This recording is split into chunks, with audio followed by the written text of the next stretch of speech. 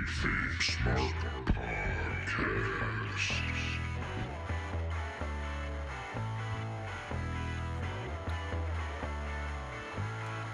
Welcome to the KayFabe Smark Podcast with Eric Todd and Brian Rompa, your Smart Mark source for news and opinions on the world of professional wrestling. Hey, what's going on, everybody? It is a Friday. We're here, and my button's not working, so we'll just keep talking real quick. It is Friday. We're here doing the KayFabe Smark podcast, and let me just go ahead and throw this on myself. There we go. If you're watching live, little technical hiccup there.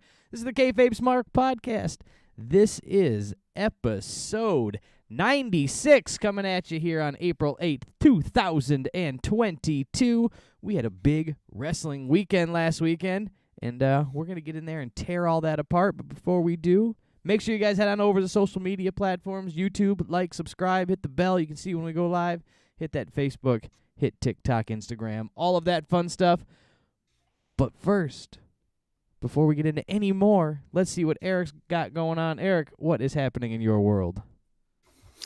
Oh, you know, same old, Brian. I slowly but surely think I picked up a new habit, and that habit, my friend, is time travel. Oh, you picked up a new habit of time traveling. Yes. That is time traveling to the golden era of wrestling. Oh, look at that. Right here. You were keyed out for a half a second. Yeah. In my hands, for the including shipping, low price of $15, I have the July 1986 Wrestling's Main Event magazine. I don't even remember that magazine. Me neither. But I saw Andre the Giant on the cover. I saw Bruiser Brody on the cover. I saw Tully Blanchard and Dusty Rhodes ads on there. Arn Anderson, Scott Hall. And I'm like, you know what? I'm going to pick this up. And just to take a leap back to the times of old school wrestling, Brian, we got a story in this magazine, Wrestling and Journalism. And the headline of this story is, How Boring Are Scott Hall and Kurt Hennig? In 1986, Wrestling's Main Event thought that Scott Hall and Kurt Hennig were trash. Oh, please. Do you have any excerpts from that of how they thought they were trash? Well, this particular journalist here starts the article out by saying, have you ever sat around and watched as rocks turn to dust? Have you ever sat around and watched metal turn to rust?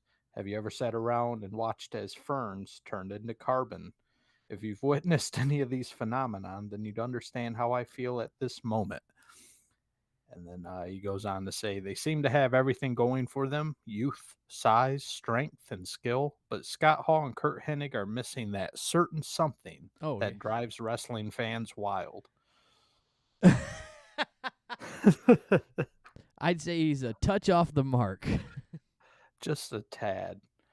But also, so we have Tully Blanchard and J.J. Dillon say that Dusty Rhodes must retire now. Could you imagine if Dusty Rhodes retired in 86?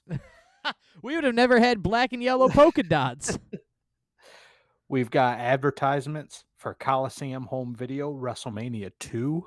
Oh, man, the classic. That's badass. You can get the... what were they charging for it? Get that VHS tape. Take a guess, Brian. We're in July 1986. Coliseum Home Video, VHS, WrestleMania 2. I'm going to guess this is when like VHSs were like outrageous. I'm going to say like $86 or something. Not quite, but still outrageous. $39.95. Oh, okay.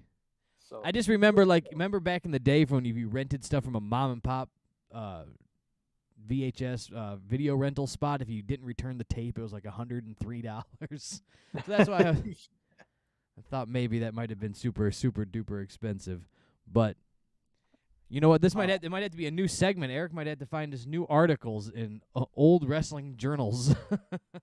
Read them to us. We're gonna say, yeah. Well, pretty much, Brian, because in 1986, $39 is worth $100.96. So it was essentially $100 for the Coliseum home video. And for probably one of the worst WrestleManias Yeah, King Kong Bundy, Hulk Hogan. in a steel cage. And remember, that was when they did in 3 different cities. So, like, you went, yeah, it remember, was. it's like L.A., New York, and I don't remember where the other one was, and Boston probably, knowing. Then they would go back and forth, and then when your show was done, they would bring down big TV screens, big like movie screens, and project the next city on there. So they didn't bounce from city to city. They just did this city, this city, this city, bop, bop, bop, bop, bop, and did the rotation, and then you got to watch the rest of it on TV. Imagine only seeing a third of WrestleMania. You go there, you do all that for 3-4 matches. Yeah, it would have been a blast. But yeah, we're gonna have to. That might be a new segment where if I keep buying these magazines, there's great stories in this one, so I'll be able to pull a couple out of that one, get some other 80s era, maybe some 70s era wrestling magazines, and we'll see what the journalists thought of this of our heroes. Of our heroes of the time. Yeah, the guys who they said were going to be trash and turned out to be stars, and the guys who said were going to be stars and turned out to be trash. But do you got any news for us? I do have a little bit of news for you, Brian. So we were just overwhelmed with wrestling last week. There was NXT Takeover. There was Ring of Honor, Super Card of Honor. There was Dynamite. There was what's that show they do on Fridays? SmackDown. Well, SmackDown and Rampage. Then we had 2 nights of WrestleMania, and then you had Raw And a Hall of Fame. Oh yeah, and a Hall of Fame ceremony. So it was just wrestling up the yin yang, but some actual news managed to squeak by. So hit that ticker, and we'll get into it. Wrestling weekend. Not even WrestleMania weekend. It's just straight up wrestling weekend these days when it comes down to Mania season. And let's see what Eric's got for some news. All right, just a couple results from those shows that we're not going to be talking about today because today is strictly about WrestleMania 38. But at the Super Card of Honor, FTR defeated the Briscoes to become the Ring of Honor World Tag Team Champions. That means they had both the Ring of Honor belts and the AAA belts by Mattel. And those belts fucking suck. I got a replica of WCW's big gold right behind me. You can kind of see it right there. And it looks better than the AAA legit belts. Oh, those belts stink. And yeah, FTR managed to hold on to those even against the EVPs over in AEW, Yeah. the Young Bucks, when they wrestled on Wednesday night. So yeah, FTR getting their upcomings, or what is it? Comeuppance. Hey, there you go. And actually holding on to some gold right now. So it's good to see FTR doing some shit. The only the only guy I care about in NXT, Braun Breaker, lost his match at NXT TakeOver to Dolph Ziggler, but then on Monday night ended up beating Dolph, and Braun Breaker, after a very short period of time over in NXT 2.0, he just took over the joint. Braun Breaker is your NXT champion now. Yeah, and on top of that, they finally, like, all out. Everybody's known, so it wasn't some big groundbreaking secret, but after the Hall of Fame induction, the Steiner brothers were inducted, and with that being said, he inducted the Steiner brothers, so now it's very well open news in the WWE universe that he is Rick Steiner's son, Scott Steiner's his uncle. All is there, so what they need to do now is do the best thing they could ever do and give somebody a name change. They love giving name changes. He needs to be a Steiner. Braun Steiner, simple as that, and let's move on with it. Hell, even call him Braun Frankensteiner. That works for me. Just get the Steiner in there. Somehow, but, it's all open and out there now, but I say go with it. What else happened in the news? AEW is not done signing former WWE guys. Samoa Joe is now All Elite. Samoa Joe made his debut on the Ring of Honor Supercard of Honor, and it's being reported that he's going to be on a regular basis. He's going to be both on AEW and Ring of Honor. So it's good to see Joe working again. Yeah, I think I know it's real early. They've had one Ring of Honor show since Tony Khan's bought it, since they kind of went out of business, if you will, and then came back to. But I think this is just gonna muddy the waters. He debuts at Ring of Honor, but he's All Elite. You know, like a guy like Joe just needs to be. You have so much at AEW. He needs to be a Ring of Honor, draw the attention over there, get them a TV deal somewhere. There's got to be a slot on TBS somewhere, a slot on TNT they can work with and get back, to get Ring of Honor on actual TV. But to have the back and forth is going to be, I don't know. Like I said, it's going to muddy the waters, so we'll see how they handle this. But there's a lot of time to do something wrong because it's Tony Khan and his crew. Yeah, Tony Khan just assumes everyone that watches any of his content are super fans. They got to watch everything. They got to watch Friday. They got to watch Wednesday. They got to watch Ring of Honor. Me, as a casual fan, I'm not really a Joe Allo. But say I'm a casual fan and I'm just interested to see how Samoa Joe's working these days. I'm not going to go out of my way to find a Ring of Honor broadcast or go on the internet and find some go to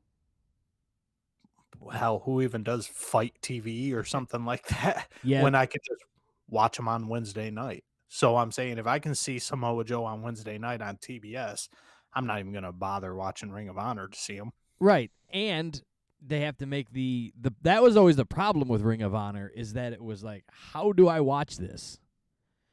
How do I find this? It was where it was at, when it was on. You could watch their hour show, their TV stuff on Fight, and then you could subscribe to the thing, and you could get the paper. But it was just there's a lot of middleman in the way there. So they need to really clean that up and get it right to you.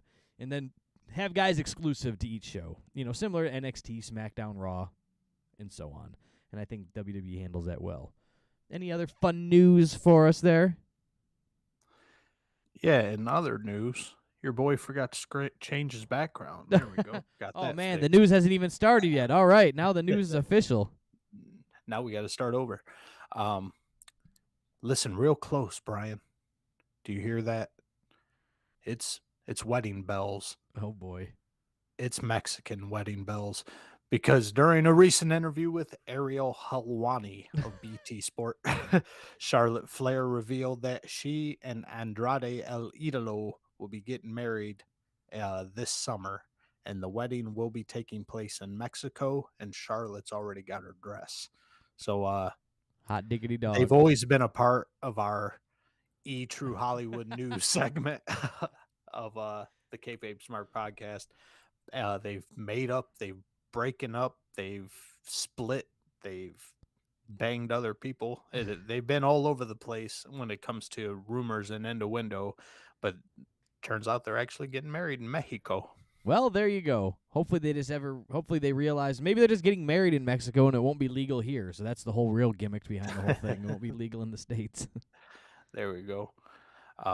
Cody Rhodes revealed that A&E is currently working on a documentary for Dusty Rhodes, and Cody was pretty pumped about that because with, Dusty and his legacy pretty much being owned by Vince McMahon, and Vince McMahon being able to control the narrative, and Cody being over in AEW and Dustin being over in AEW, if this documentary came out, it wasn't going to have a complete feel to it, if you didn't get the Rhodes brothers involved.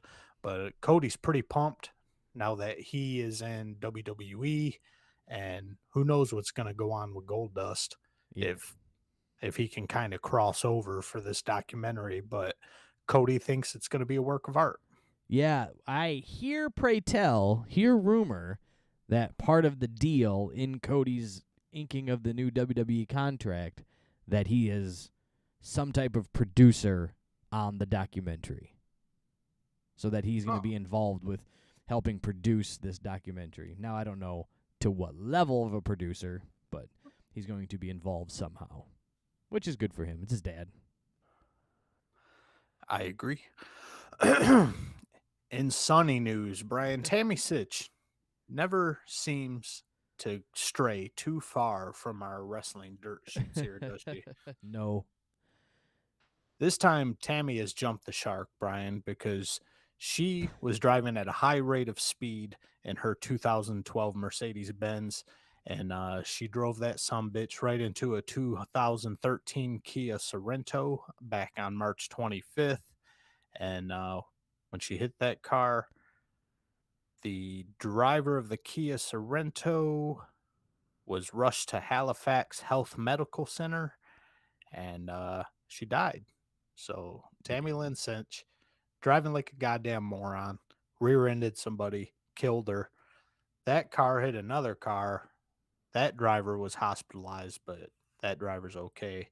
But still, It's a wrap. what are we gonna do with Tammy Sitch, Brian? Well, I think we just discussed on what's going to happen. She's going to jail for murder is what's going to happen. Yeah, probably manslaughter or something Well, like that. Yes, for killing someone. And word it however you want. At the end of the day, that person is now not with us anymore, and Tammy Lynn Sitch will now go probably to prison.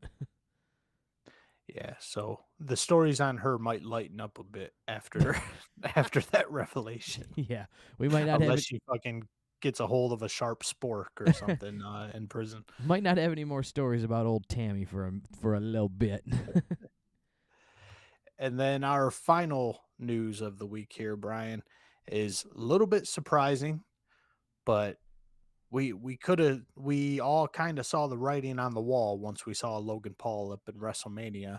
But apparently, after Logan Paul's WrestleMania match, Vince McMahon told him, "Your future is here." Oh, and yeah. Logan Paul did an interview, and a little surprising because I thought he busted his ass to get ready for this match that we'll talk about here in a little bit. But Logan Paul said, "I did not do a lot of prep for this. I really did not. To be honest with you, I didn't realize how much wrestling and WrestleMania would affect my life. If I actually got to Orlando at the Performance Center and just like train, man, I can't imagine the type of stuff I'd be able to pull off." And then that reporter asked Logan Paul if he was offered a contract, and Paul said, "Not yet. Maybe they will. I will say this: Vince McMahon, after my match, we shook hands. It was all good. It was like the stepdad Vince thing. He's like, trust me, your future's here." And Paul went on to say, "Bro, come on. That's Vince McMahon. He's a legend." Yeah, it's I mean, it's a wrap. We'll tear into it later, but Logan went out there and killed it. Yeah, and Vince McMahon's not in the he's not the July 1986 Wrestling's Main Event version of Vince McMahon.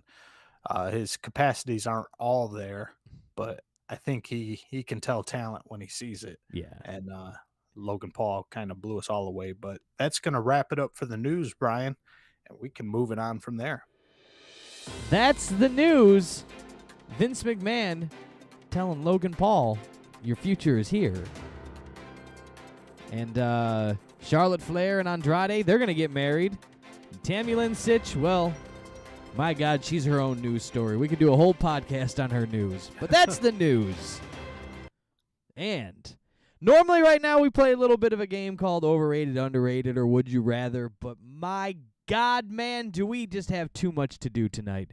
We've got basically 2 shows to cover before we bore you to death and everybody runs out of here and nobody listens to our podcast. So let's just get right into the meat and taters of this whole thing and start talking about WrestleMania 38.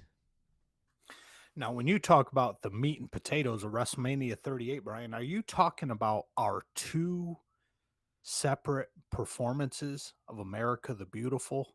Is that... That's it. That's exactly what we're talking about. I mean, what a way to... Let's make this 8 hours of WrestleMania, and let's spend 30 minutes on America the Beautiful. My God. I just wanted to blow my brains out. That really bothered you, huh? Just too much. Just switch it up. Put on another America song on the second. Yeah, I think we have one called the National Anthem, Star Spangled Banner. But we're gonna start things off with the wrestling that happened, and yeah, man. Speaking of wanting to blow my brains out, Rick Boogs comes out playing guitar, and apparently he works for Mike's Hard Lemonade now. Yeah, Uh, that weirded me out. the whole gimmick, his outfit, the speaker, the guitar was all Mike's Hard Lemonaded out. And did the announcers even really was that? Did they mention an official sponsor or anything like that? I think they did when they came down after he started playing in Shinsuke. They came down and they had those LED boards on the like what would be formerly the guardrails or those barricades. They had those little LED. They had those LED signs up there, and there was a Mike's Hard Lemonade, and they were playing the guitar and leaning into the signs, and they said something about Mike's Hard Lemonade. It's not just, or it was like a hard lemonade iced tea thing or something. They're like, it's lemonade, it's iced tea, it's hard. It's Arnold Palmer on crack. Yeah. But this match is the Usos versus Ricky Boogs and Shinsuke Nakamura for the SmackDown Tag Team Championships. And Brian, I could not get into this match. Could you? No. I like Shinsuke Nakamura. I like what he is, whatever. I just like Shinsuke Nakamura. But the Usos, I've never liked the Usos. I've never liked them even when they were the Islanders. They come out and did their thing. No, I can't say I never liked them. Like, I kind of like the attitude, but I don't know. They have a hard time grabbing me as of recently. I should say the Usos of the Bloodline have been kind of bugging me. And then you had Rick Boogs. He annoys me. I think so. As far as the Usos go, when they first came out, like they were kind of hood. We knew they were Rikishi's sons. We really didn't associate them with Roman Reigns, as of yet. And they were cool. They were something new, something fresh. And now I think what they've become pretty much is just stooges for Roman Reigns. Maybe that's what it is. That's mainly what they're known for now. And you put the belts on them, but they're still just stooges for Roman Reigns when it comes down to it. Maybe that's what it is for me. It's like I can't explain what it is about them as of late, really. I like the switch from the Usos when they were doing their, they would come out and do their big dance and spin around the flaming sticks and do the whole nine. Didn't care for that. When they finally got to be themselves, wearing Jordans and, cut off T-shirts and being the Uso Penitentiary, that was okay. But when they brought them down, it seemed like they built themselves up. Then he brought them down and put them underneath Roman Reigns. And now they're not the stars. They're not of equal value. They're just looked at as peons, but they get to walk around and be the champions, like because their cousin's the champion or something. Yeah, so that whole dynamic bothers me. Shinsuke, I liked him when he was a solo artist. Now that they tied him down with Boogs, really don't care too much for Shinsuke now. And my whole highlights of this match was just the boogie botch, as we're gonna call it. Boogie squatted down with one of the Usos on his shoulders. Uso number 2 came over and jumped on top of his brother. And you know what Boogs did, Brian? Instead of squatting them boys up like that, Boogs blew his quad. Yeah, see, and I'm not going to lie, I thought it was all a work because earlier they had shown the recap or the preview into the match, not the recap, but the preview into the match, and they were saying that like he had leg problems, knee problems, so I just assumed they were telling in the story that he lifted him up and his knee is hurt again and he rolled out of the ring and that was it. You didn't see the ref throw the X up, the classic X, signaling down. You didn't see any medical staff come down. he just rolled out of the ring and laid there until it was over. So to me, I thought it was a work until, you read later on the next day that, hey, this ain't a work no more. Yeah, and that seemed to be a theme amongst WrestleMania is injuries that were works, or you know what I'm saying? Like there was multiple times where, oh no, his shoulder is out, so it's Yeah. they were on a like a trend almost, the commentators, where they're trying to push legitimate injuries. So it's like the little boy who cried wolf. We don't know what's real, what's fake, because they're trying to push injuries so bad. But I did a little research on Boogs here. Turns out he tore his quad and tore his patella tendon, so he blew his kneecap out too. Oh, And after surgery, Boogs is going to be out for 6 to 12 months. So he got his WrestleMania moment, but he's going to be on the sidelines for quite a minute. until next WrestleMania. Yeah, so after Boogs blew his quad, he kind of rolled out to the outside of the ring. Shinsuke finished the match on his own, seemed a little rushed, but Usos ended up winning this match. Yeah. I mean, sure. I don't care for Rick Boogs as a wrestler, but I don't wish him that he's gonna blow his knee out or his leg out on live TV. But where else you going with this, anyways? I mean, it wasn't like they were gonna put the the tag team champion, the titles on them on those two knuckleheads anyway. So throw it on Jimmy and Jay and let's move on. This is what should have been in the pre-match stuff, if you ask me. Yeah, for sure. I mean, besides the fact, if you take away the belts, you take the belts out of the situation, this was pre-show all the way. And as we established in our previous paragraphs here, the Usos they don't really feel like champions. They just feel like part of the Roman Reigns clique. Sure. So boring. yeah, that's why this match did not have a WrestleMania feel to it whatsoever. Not at all. Then we move into our next match here of Drew McIntyre and Happy Corbin. Man, Brian, we're starting out 0 for 2 on this. At this point, I was worried. I was legitimate worried that this was going to be the stinkiest WrestleMania in history. Worse than the empty arena WrestleMania, because what do we got with Drew McIntyre? Since he lost the belt, he's just kind of been flailing in the wind. They really can't find anything for him. Yeah. He had his little feud with Randy Orton for a minute, but besides that, who really gives a shit about Drew McIntyre? All I know is I got a text message from Mr. Andrew Shad that stated, I cannot see Drew McIntyre wrestle without thinking of Eric talking about his dick piece hitting the top rope from WrestleMania a couple years ago or whatever it was. Well, spoiler alert, Andrew, you hit on one of my topics of discussion this evening, and we'll get to that shortly. But first things first, nobody gives a shit about Drew McIntyre, and they gave him a big stupid sword to try to make us care about Drew McIntyre. And as far as Happy Corbin, I don't care for King Corbin. I don't care for Drunk Corbin. I don't care for Happy Corbin. I can't fucking stand Corbin. And it's not heel heat. I want Drew to go out there and beat him up. It's, oh boy, if I had something better to do, I'd be doing it instead of watching this stupid shit. Yeah, I agree with you that this thing was lame or pretty boring to start it off because you just didn't care why they were there. Happy Corbin was undefeated going into this, Eric. Did you know that? He hadn't lost since he became happy. Had no clue. But doesn't matter.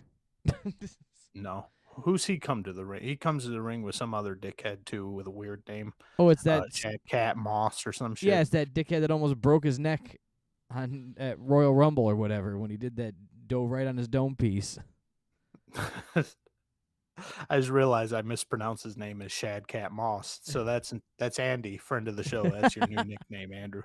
Shad Cat. Shad Cat Moss. But in the spoiler alert I alluded to earlier, McIntyre hit the same exact big dive as he did previously, But this time, he must have tucked his dick piece because we did not get the dick piece to the rope impact that we were so very much wanting to see again. That is the funniest shit. I went back and I watched it on replay, and I was fuck.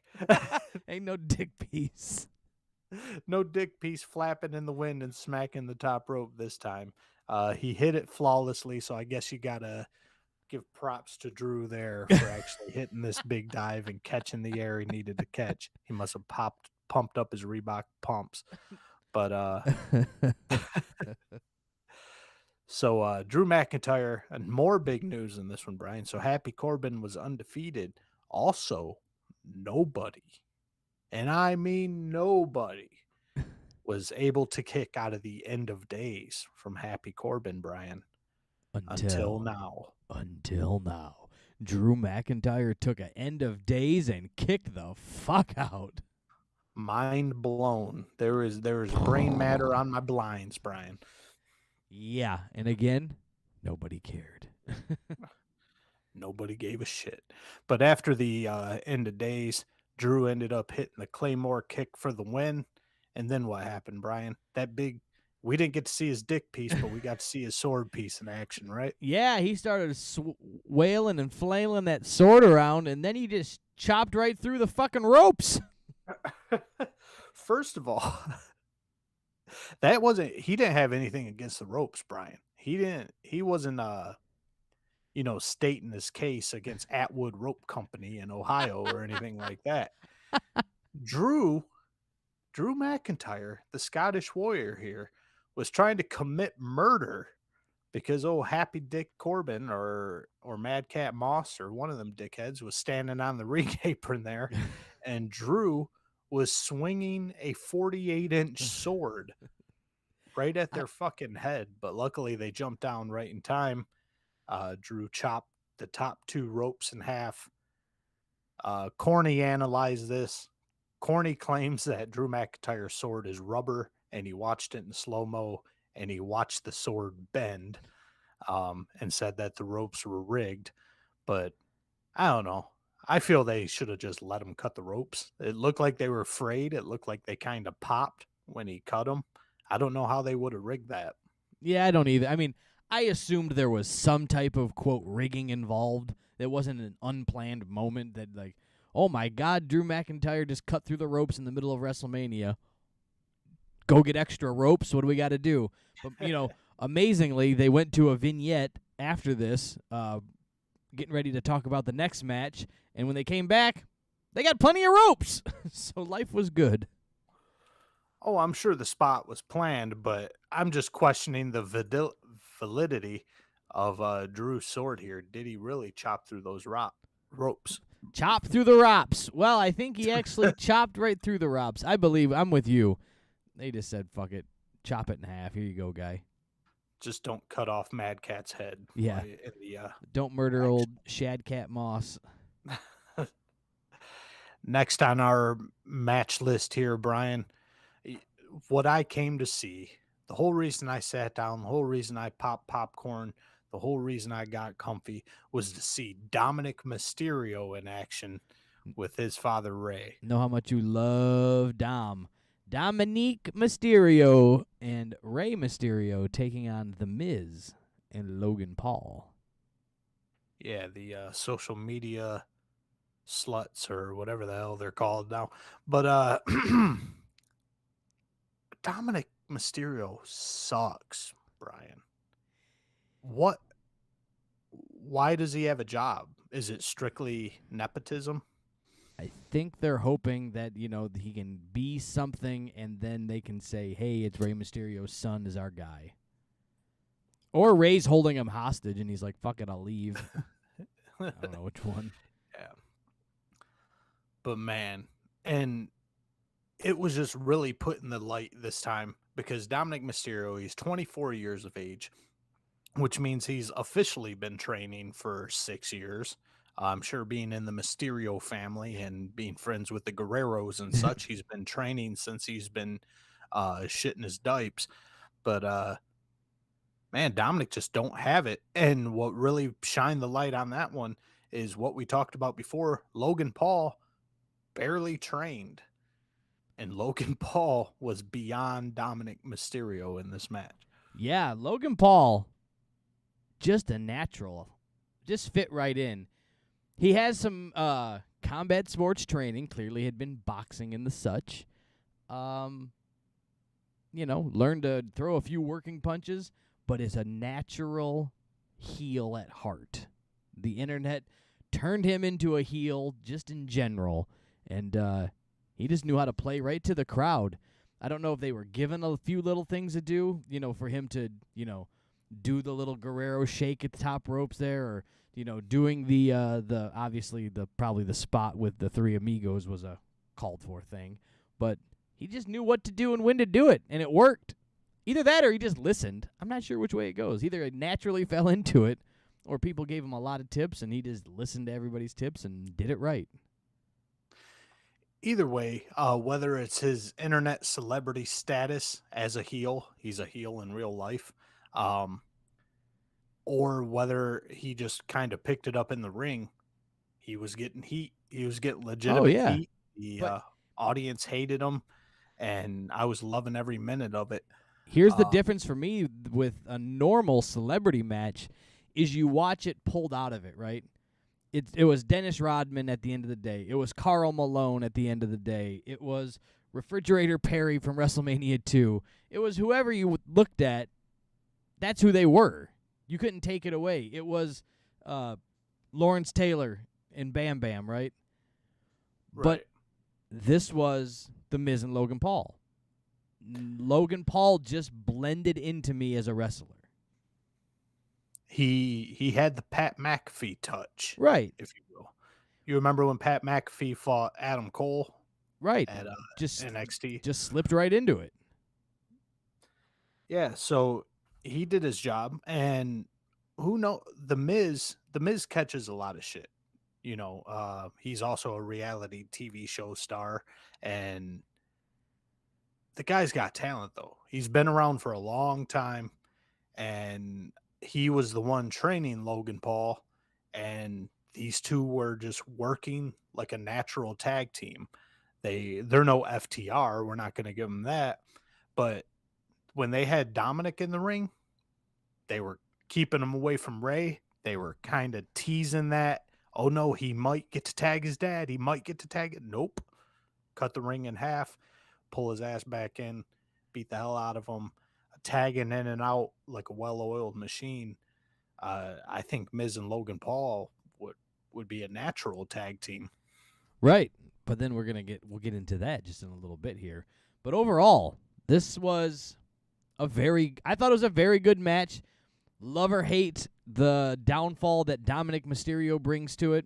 He was a good whipping boy to just get beat up on and, for Ray to come in with some hot tags.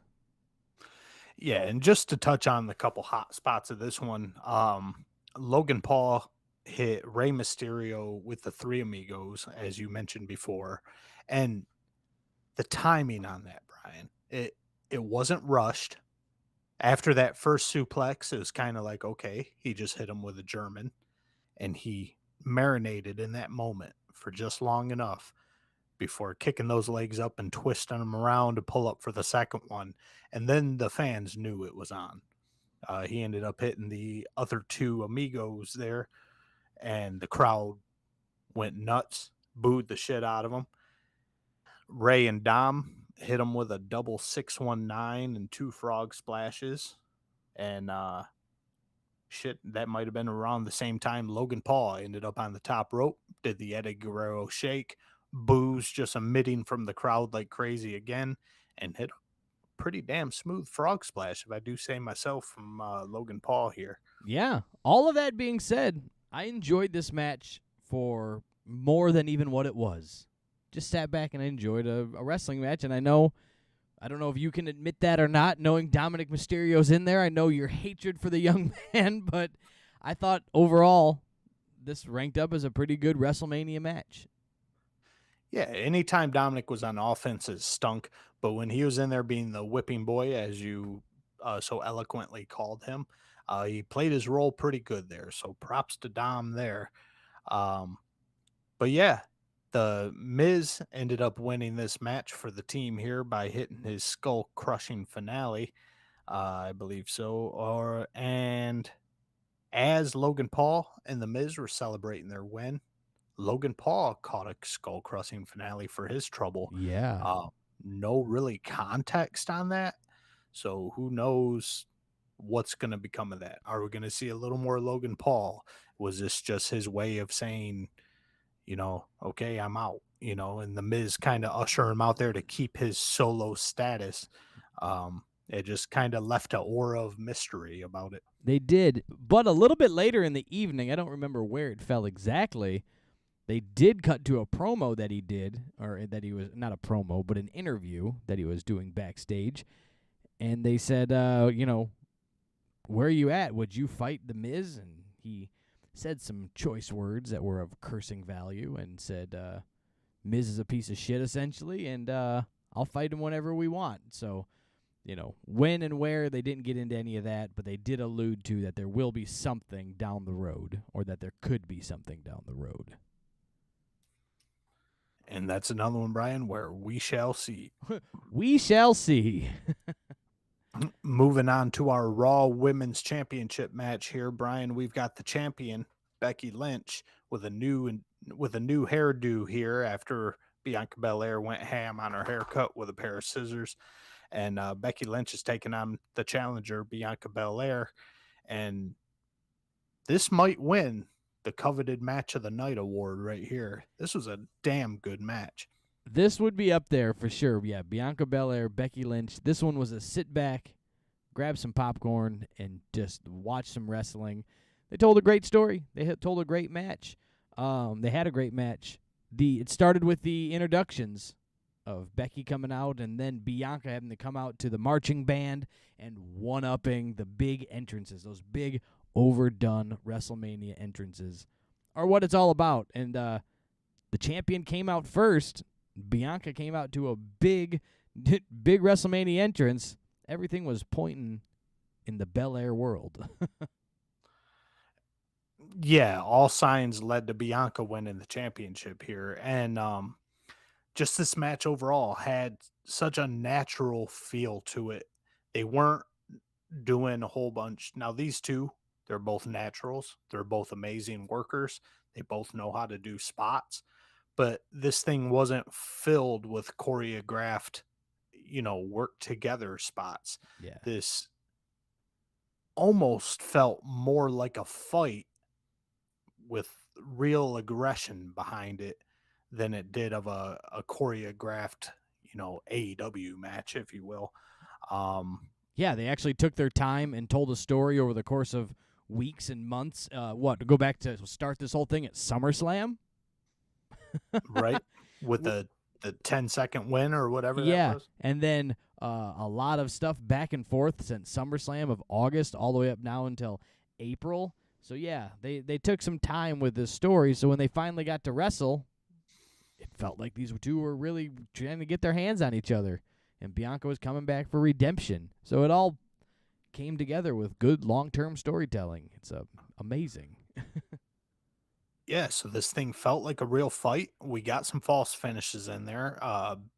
Bianca Belair hitting a 450 splash at one point, and then directly after catching a manhandle slam onto the steel steps there. So this thing was just a lot of back and forth, very evenly matched, which says a lot about Bianca Belair. She's not nearly as experienced as Becky Lynch, and that's good on Becky Lynch for putting her over like that and making her look good. All this mainly falls on to Becky Lynch. It's her responsibility to make this match look flawless, and she managed to do that and make Bianca Belair look like an equal. Yeah, and let's not also forget here, that 450 splash was off the second rope. That was something that just flipped my wig back, that she did that bitch off of number 2. You don't see that too much. Yeah, that was some hella hang time you had to get off of that to get, a good 1.5 rotations off of the second rope. They don't call her Bianca Belair. for nothing. Ooh, I thought you were gonna go with an EST thing in there. She's the springiest. Well, the EST did hit the KOD for the WIN there, Brian. And we have a new Raw Women's Champion in Bianca Belair. Right. And what is this? Where does Becky Lynch go from here? Does she just keep fucking with Bianca? It's Becky. She might be. It was WrestleMania. She could come back now in 3 months. Remember, she's got a kid at home. Right? Yep. There's 3 months. She could go off for 3 months, 4 months, 2 months, a couple weeks, and then just come back. And she could come back, and all of a sudden she's on SmackDown. Just throw her wherever. Right? It's just she gets to work in. She's got to go in now through a few of those. There might be like a Money in the Bank will be a great thing for her, right? These things that you can rebuild back up to. She's Becky. Do whatever she wants.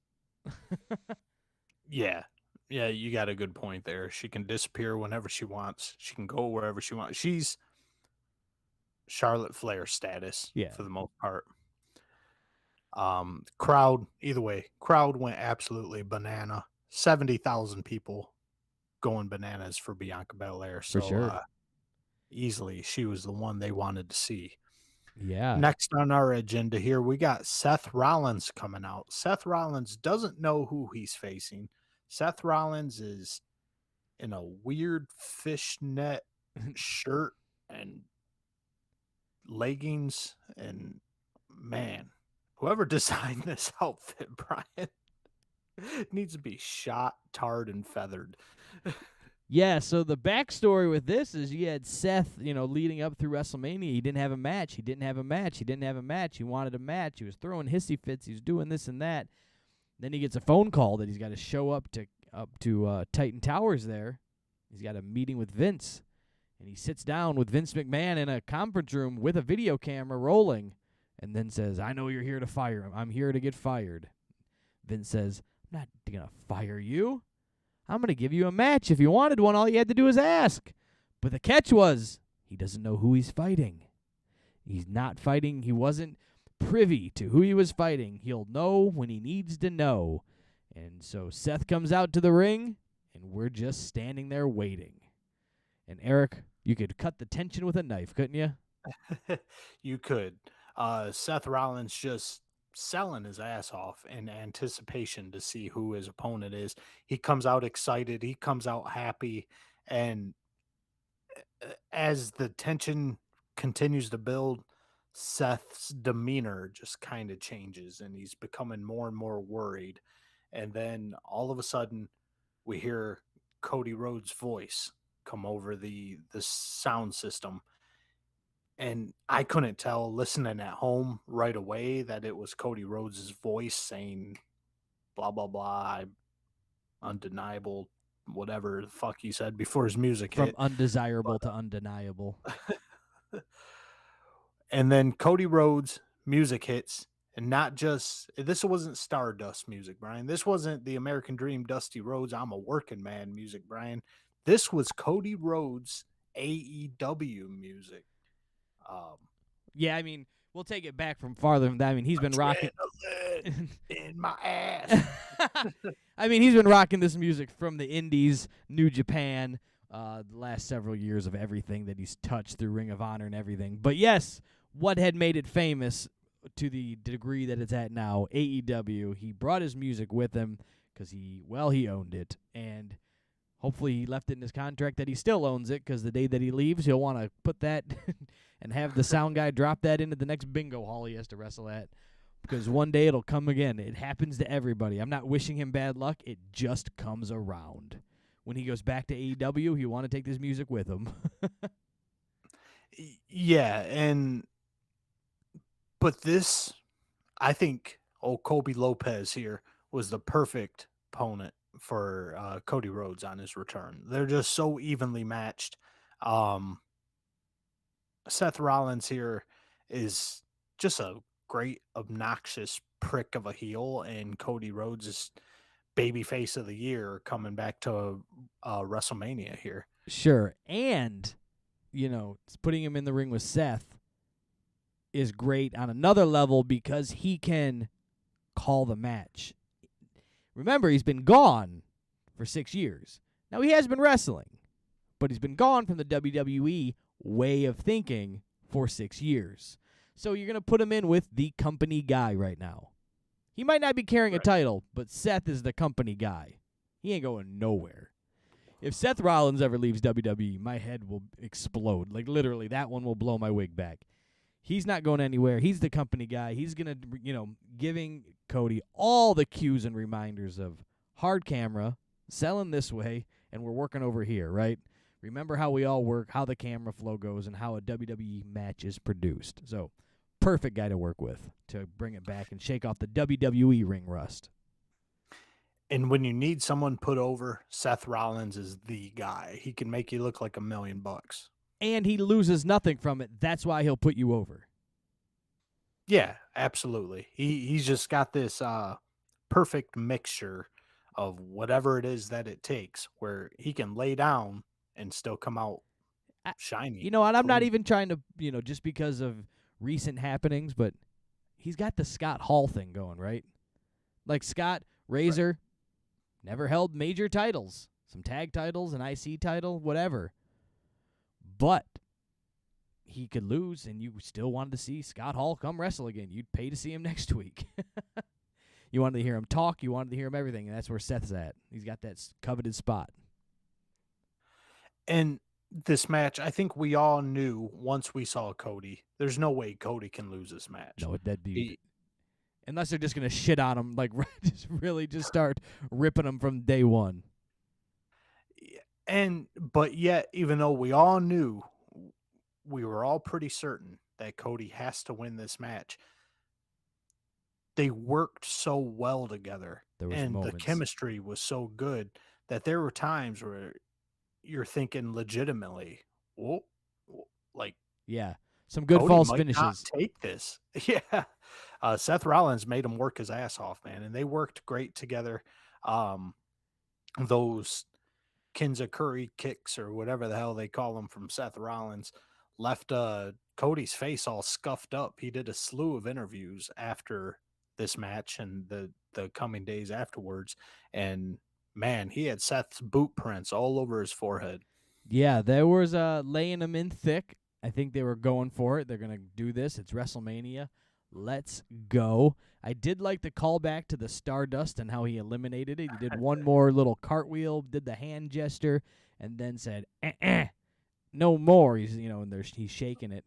The one thing that bothered me, and it wasn't even in the match, it was in the commentary. I think it was Byron Saxton on the outside. Just kept saying what I said, that Cody Rhodes has been gone for 6 years, but leaving out the fact that he had been wrestling those entire 6 years in lots of other promotions. New Japan, real small company, does a like they throw their own WrestleMania every year, right? For 2 or 3 nights. And then what he did with AEW and everything else that has happened with Cody Rhodes. He wasn't gone.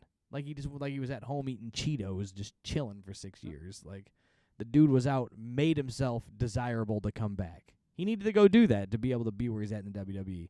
If he would have stuck there as Stardust, he just would still be doing some half-ass horse shit and been cut from there, and he would have been a mid-card signed AEW guy. He'd be your next Moriarty or whatever his name is. Lee Moriarty. Lee Moriarty. I kept wanting to call him Roy Moriarty, but Roy Lee, who gives a shit? Green jacket, gold jacket. But yes. So Cody ends up winning this thing with the Crossroads, and it was just a natural feel. It was a natural win for Cody. He was very much welcomed back into the fold. Not too many haters out there. I'm sure there are over in the snot-nosed, Cheeto dust-covered fucking Ring of Honor shirts that are sitting in their mom's basement. I'm sure they're shitting all over Cody. But, yeah, not too many haters on this one. He seems to be welcomed back with open arms. And this one confuses me a little bit, but a lot of people, Brian, A lot of people, especially when there's speculation on whether or not Roman Reigns was legitimately hurt in his match against Brock Lesnar, a lot of people saying Cody Rhodes is going to be the next either Universal Champion or WWE Champion. You know what? I've been stewing and thinking on this, and it was such a big deal for them to sign Cody Rhodes off of AEW, right? It was a big deal. They took their, to be honest, one of their top guys and brought him over. So they're either going to do, in theory, one of two things, right? They're either going to bury him and embarrass him or push him to the fucking moon. And after seeing that entrance, that screen, that display, his music, the pyro that went off, the time that he got in the ring, the things that he did, to the moon. Cody Rhodes is off, man. He's going to be the next. They're going to push him to the champion and go, look what you didn't do, AEW. His first major title's here, bitch. Oh, man. If they do that, Brian, in my humble opinion, in my professional wrestling journalist opinion, I think the only reason to do that is a pissing match. In AEW, Cody is AEW championship material through and through. He could carry that company on his back. WWE, he's an IC champion. He's going to do it. Guaranteed. They've already planted the seed by saying he's come back here to do what his daddy never did. They're already using quotes and lines like this because his dad never held WWE title, never held WWE gold. It's going down. Fact. And I'm not going to disagree with you on that. They may do that. They may be planting that seed. But what I'm saying is that's not where he belongs. They're only doing it just to say fuck you to Tony Khan. But you're going to say that he doesn't belong, but like they put it on Drew McIntyre and they've put it on, they've put that, Kofi was a champion. They've put it like, come on. We're going to split hairs now over Cody and Kofi. We're splitting hairs. I don't think Cody can talk. I don't know if it's his lisp. I just don't really feel it when he talks. His look is just kind of blah. When you see Roman Reigns and Brock Lesnar as your two most recent champions, you can't put Cody Rhodes with his bleached blonde hair in the middle of that and with his stupid neck tattoo and his 6'1" frame and put him in the same category as a Brock Lesnar or Roman Reigns. Yeah. He doesn't have that star power. But I think we're comparing Cody to like, who else would be the guy, though? There's not another. There's Brock and Roman, and then who's the guys under him that could be the next Brock and Roman? Like, there's not many other guys in the company that look like those two, that are the size and the look of those two. Right. But as for a champion feel, I mean, you got Randy Orton, you got Edge, but once again, these guys are all dinosaurs. As for young guys coming up, Braun Breaker, and even he's kind of small on the aspect compared to those guys. So, you're right. I'm going to go with you on that one. And I'm just going to say there's no one else to do it. That's the thing. So Cody kind of wins by default, but he's not. I'm saying New Japan, Ring of Honor, AAA, Impact, AEW, Cody could be top guy in all those. But when you look at the history of WWE champions, Stone Cold Steve Austin, The Rock, Brock Lesnar, Roman Reigns, John Cena, Hulk Hogan, Cody Rhodes don't fit in that category. He's just going to win by default. He might be getting a default, but you can also look back at pretty much the handful of guys. Like, did you see You Can't See Me, Thug Life, John Cena being the champion the way that he was, doing his terrible gimmick raps? No, not the professor of thugonomics. Yeah. I didn't really see him, but he still had the size and the He power, and did have the that size going for him. So, I mean, did you see stunning Steve Austin being the sumbitch? here we go again, Brian. Orange Cassidy. Orange Cassidy, as quoted by Brian Rompa on the KayFabe Smark podcast, is going to be the next Shawn Michaels. Ooh, that just gets Mark my that words. just gets more and more twisted. I'm just saying, there's always maybe another something else inside somebody we can pull out. I don't see it. Mark that down. Episode 96, KayFabe Smark podcast, April 8th, 2022. Cody Rhodes, if he gets the belt, he's going to carry it for about a month. I'm still not denying that he's getting it on a pity party pissing contest type thing. That's a fact. I'm not shitting on Kofi here, but we all know how Kofi's title reign went, and I think Cody Rhodes has a Kofi Kingston title reign in him at best. Sure, not disagreeing there. All right, we spent enough time on that. Let's move on. We know what happened. We don't know what's going to happen. I do know that we're going into Charlotte Flair versus Ronda Rousey for the SmackDown Women's Championship. And as heely as Charlotte Flair is, she's a natural heel. And as well as her and Ronda Rousey can work together and bounce off each other, Ronda Rousey has no business being a babyface. Nobody wants to see happy Ronda. The exact opposite of Happy Corbin here. We got Happy Rousey coming out just hugging the fans and happy to be there. And she's supposed to be the baddest bitch on the planet, I thought. I don't disagree with you, but she wasn't able to keep her smile put away when she was a bad guy. When she tried to do the heel thing in her previous run, she'd be out there and be like, I'm so happy to be here. And then she'd be like, I'm the baddest bitch in the planet. It's like, it just never lined up. Yeah. I'm going to have to agree with you on that one too, right? She couldn't nail the heel thing down, but in UFC, she kind of had it going for her.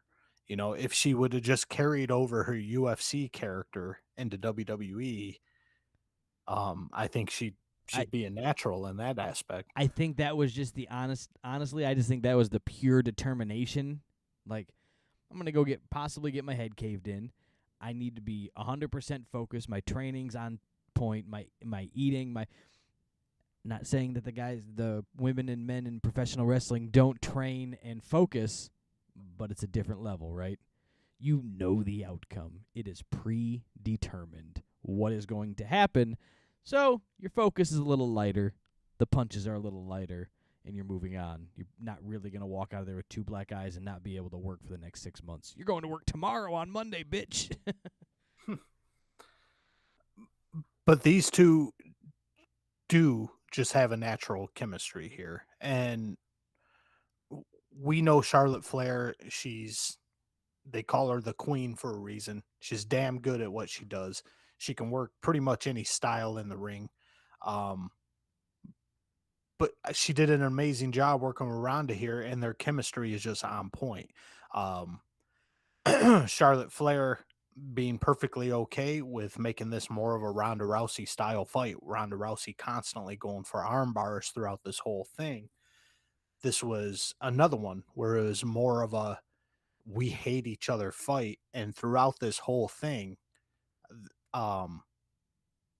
you just believe 100% these girls despise each other, and they sell so well, and the facial expressions were there, and you kind of lose yourself in this match of these girls want to kill each other. You did. You could sit back and think. You could put this in front of anybody and go, are they really friends or are they not? Is this for real? Are we watching a shoot fight on here? They did a damn good job. They sold very well. The working overall, everything was great in this match. And even when it came down towards the ending and how they wrapped this whole thing up was even really good. So I give this match a big thumbs up all the way around. I enjoyed it.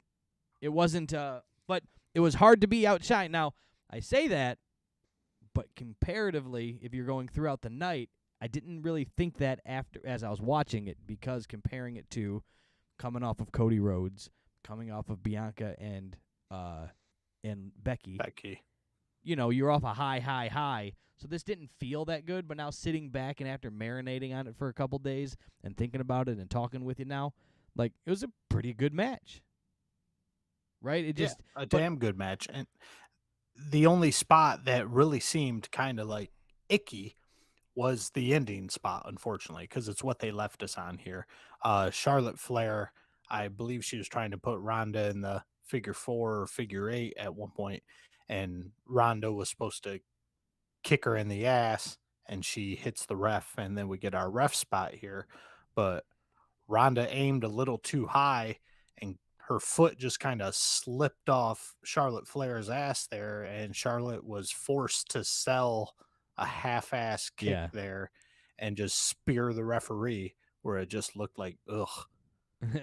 Like, it kind of, like I said before, you could lose yourself in this match thinking these girls hated each other and that this was a real fight, but then that kind of like snaps you out of it. Like, oh my God, they planned that and she completely blew it. And there we go. Charlotte's going to spear the ref.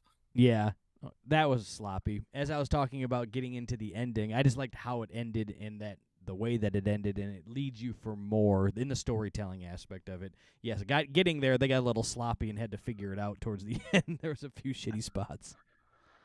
Yeah, and Ronda's getting better and better at conveying emotion in the ring. Once the whole ref spot happened and Ronda's trying to wake the ref up, and Ronda gets Charlotte in that armbar finally, and Charlotte's tapping away, but there's no referee. And Ronda has to wake the referee up at that point, and you can just see it in her face. She's just like so frustrated. She's getting Charlotte Flair to tap, but once the ref wakes up, Ronda Rousey catches a big old Charlotte Flair boot to the face, and it's a wrap on that. 1, 2, 3. Charlotte Flair retains her title. Yeah, I like that Charlotte kept it. I thought that worked out good. I do like some good title changes, but just the way that they were telling that story made it look really good, because you assumed Ronda was going to win, right? And it was just like that story. But so I like that little swerve that they really just led you to keep believing that, and but she didn't, and it was good. They're going to tell that story a little longer, and definitely they're going to go back to that one more time for another pay-per-view or special event or whatever they call them, live event spectaculars. Premium live events, Brian. Get on the train. But yeah, that's the Charlotte and Ronda Rousey well is a deep well that you can dip into many times. Yes, for sure. And then we move on to the last match, the last thing happening at this pay-per-view this evening for night 1. Stone Cold Steve Austin taking on Kevin Owens, or is he? Yeah, the main event of night 1 WrestleMania was scheduled, Brian, to be the KO show. We're going to wrap up night 1 of WrestleMania with a sit-down between Kevin Owens and Stone Cold Steve Austin, and that'll really put the butts in the seats. Yeah, let's be honest. We can all see why they did this. Stone Cold can't go 45 minutes anymore. Nothing against him. Not mad at him for not being able to. He hasn't wrestled in a very long time. So they watered it down. They spread it out. They, had it take its time. And so they come back from the whole vignette of setting this up, and we've got a KO show set in the ring. We've got 2 chairs. We've got the tripod deals, the easels up, and Kevin Owens introduces Stone Cold Steve Austin, and out he comes. Music plays, glass breaks. He's coming out. He's taunting the crowds. He's going to the far left, the far right of the stage. And before he can come down the ring, he gives you a, hold on a minute here. Disappears. He goes in the back.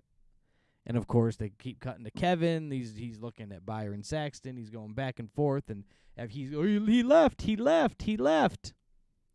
We all know what's going on. He was driving something wacky to the ring. And with it being Stone Cold and WrestleMania in Dallas, shit. I thought he could have went and got a John Deere tractor. I didn't know where he was going to get, but he was getting something, and he came out on his quad and started tearing that bitch around the ramp, ripped it around the ring a couple times, and there he goes. There he goes. And then we get our sit down between these two guys here. And KO can talk, and KO did talk for a long time. And it was kind of stunning. See what I did there, Brian? To see Steve Austin just kind of sit there and soak it all in and take it for a few minutes while KO trashed everything about him and trashed everything about Texas. Yeah, he shit all over the state of Texas. He shit all over Austin. And I know not everybody at Wrestlemania is from Texas, but let's be honest, a big chunk of them probably were. And nonetheless, he was just, it was what you were supposed to do. You were supposed to boo him. And he made it all happen. He worked it right in there. And KO can talk. I know you just said that, but man, let's talk about that again. KO, he just got out there, lays it all out. He tells a story. And Austin was doing such a good job with his facial expressions on telling a story by not talking, which is weird for Steve to do. It all just went together very well. Very, very well. And then led into them challenging for a match. Yeah, KO, I think he's realizing that he was challenging a man in his mid-50s who's been wearing 2 knee braces for 30 years. And KO kind of had to sell his own injury there to, because if he didn't and he ended up losing this match, he'd have no out. He just lost to a geriatric old man with 2 bad knees. So KO had to at least save a little bit of face and be like, even though my back is not where it should be, I shouldn't be wrestling. I'm still challenging you to a match tonight, Stone Cold. Yeah, and challenged him to a hardcore match at that, or a no-rules match, or whatever they called it. And they took that all over the stadium. Yeah, these guys fought all over the arena. We saw Stone Cold take a suplex on the concrete floor. And boy, at his age, and he's been out of action for 19 years, seeing Stone Cold take a bump on the concrete floor like that, it really had the oof factor. It did in there. Looked like it took the wind right out of it, man. That was a big one. That was a big bump for anybody to take, let alone Steve after almost 20 years. So I was surprised to see that one happen. Then they bring it back up into the ring, and they take the quad out for a ride. Yeah, old KO being Canadian city boy there doesn't know how to start Steve Austin's quad, but Steve goes ahead and starts it up, takes KO for a little ride, takes him up to the top of the ramp, suplexes him all over one side of the ramp, drags him to the other side of the ramp, suplexing him there. And KO's a big boy, taking those suplexes on that hard-ass plastic plexiglass-ass ramp, or not ramp, but stage, had to take a toll on your boy. Yeah, I know they gave them the KO show. They gave them the out with the hardcore Falls Count Anywhere match, and that just all that is to hide things that were missing in Steve's repertoire from what used to be there 20 years ago. And again, I'm not mad at it, but so they did a good job by keeping it fun, keeping it campy, and keeping it professional wrestling. That's all it was about. Yeah, and we saw some tables come out of this one here, and Corny pointed out so eloquently that during the whole entire first night of WrestleMania, this was the first match where tables came out, and this was the first match where they fought into the crowd and throughout the arena, and because that's how you do it. You wanted the table spot to get over. You wanted them fighting in the crowd to get over. What impact would have that had in the Austin KO match if fucking Bianca and Becky did it right an hour and a half ago? Leave the spots for who's going to do what to when you're going to do it. You're doing that. You're doing that. You're doing that. Here's your big spots. This is what you get, guys. And if you want the table spot, be Kevin Owens fighting Stone Cold Steve Austin next year in the main event. Yeah, that's right. I'm sure Austin had a hand in that, saying, all right, you motherfuckers, no chair shots, no table shots. Those are ours. Those are ours. And KO hit Austin with a stunner here. There's no surprise there. And I mark my words, go back to last week's episode. I guaranteed KO was going over in this match. And boy, do I have egg on my face. I thought this match was a wrap after KO hit the stunner, but Stone Cold kicked out, avoided a chair shot, and then Stone Cold hit his Stone Cold stunner and got the 1-2-3 on OKO here. I was surprised, but I wasn't. But I was surprised, if that all makes sense, because what does Stone Cold get from winning? Fuck, it's Stone Cold. He's just the man. The crowd got that. It wasn't for him. It was for the crowd, I think. And he got to do it in his home state. Dallas, his first match was there. His last match now will be there. He goes out on the W. Kevin Owens loses nothing, because it was done and told right and done in such a way that it doesn't matter.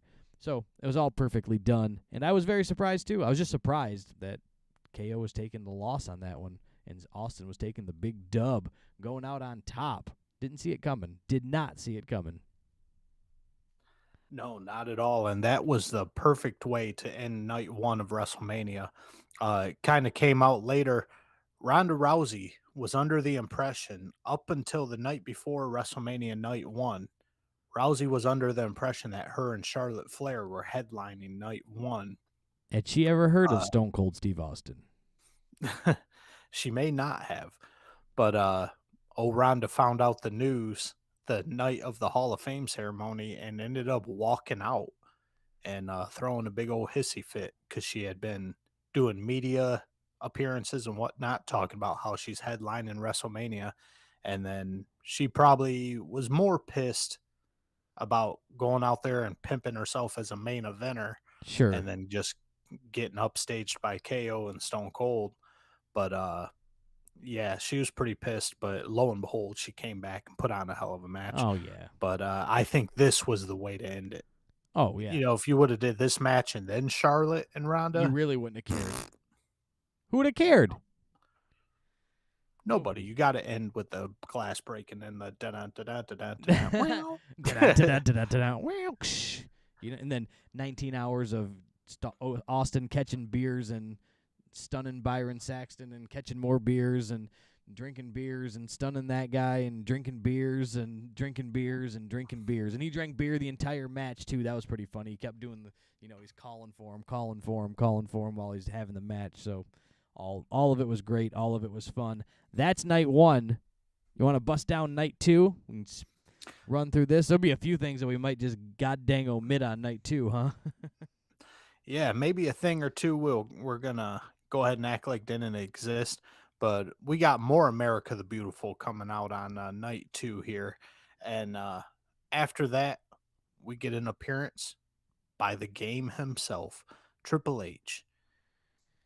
Triple H comes out to the ring to his music, spits water in the air, does the triple nipple special there, and lays his boots in the middle of the ring, Brian. And didn't he just do that at NXT? Yeah, but maybe this was the solidify. Yeah, I don't know. Yeah, I don't know. I feel if he was going to put his boots in the ring, it should have been done one time, should have been done at WrestleMania, but who knows? I'm nitpicking here, I guess. He had a lot to do with NXT. Sure. And I did like that, maybe that was just signifying his time in NXT's a wrap. And this is signifying his time in the WWE's a wrap. And I like how they kept it real simple. He didn't talk about his boots and all the times that I had, and I'm going to miss you, this and that. He just laid his boots down. He said, I came out here to say something. Welcome to WrestleMania. And then the pyro goes bananas. It was pretty cool. Simple as that. Simple and easy. Yeah. We all and got then the we point. kick things off with the first match of the night here. We've got a three-way tag team match for the Raw Tag Team Champions. And we got RK Bro. Mm-hmm. We got the Street Profits. Uh-huh. And we got Alpha Academy, Brian. Sure.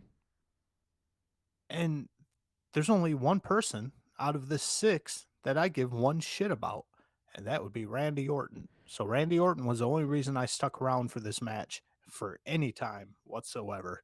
I don't disagree with you. I had high hopes for the Street Profits because I liked them in NXT. They didn't really do a big gimmick change to them when they brought them up to the main roster. So I was pretty happy with that. The gimmick change they gave them was no time. They don't get to do anything. And the spots are the same, right? They haven't got to evolve the character for us to know the character, and the spots are always the same. Montez Ford does his big, huge frog splashes that hurt him more than they hurt the opponents he's doing them to. Those are the things that you get, the guaranteed, the big power moves from Dawkins, and there you go. And then the Alpha Academy, Chad Gable and Otis. And please forgive me because I haven't been watching a ton of WWE programming, but when did Shorty G turn into Peter Avalon with the shush, or the shushing is just... Yeah. Shush! Reminds me of Encino Man. Remember the bad guy, the goofy guy in Encino Man, the bad guy at the high school? He's like, shush! And he would bully people. I guess, yeah, I do remember that now. I guess the Shorty G shushing is a lot closer to that than Peter Avalon. But when you got a wrestler shushing people on a second-rate TV show like Rampage or Dark or wherever Avalon slums around nowadays, and now you got Shorty G doing it, and then I just never really gave a shit about Gable. Never really gave a shit about Otis. I remember being pissed when Otis won that stupid Money in the Bank match. And then we all know I hate the bro himself. Bro. Yeah. Matt Riddle. The Riddler. And, but we start this thing off in true indie fashion with Montez and Gable both doing ginormous catch me spots at the very, very beginning of this match, and each of them having 4 opponents just kind of clustered together waiting to catch them. And it's just eye roll city starting from the beginning. Well, this is a typical WWE 6 men in, 1 man in, 1 man out, 1 team in, one team out for rest spots for the roll in, roll out, or Money in the Bank style match. That's what we had going on for the most part of this thing, was just put a lot of guys in, and that way when stuff's happening and the other stuff's not happening, everybody's got time to recoup, is all I saw in this.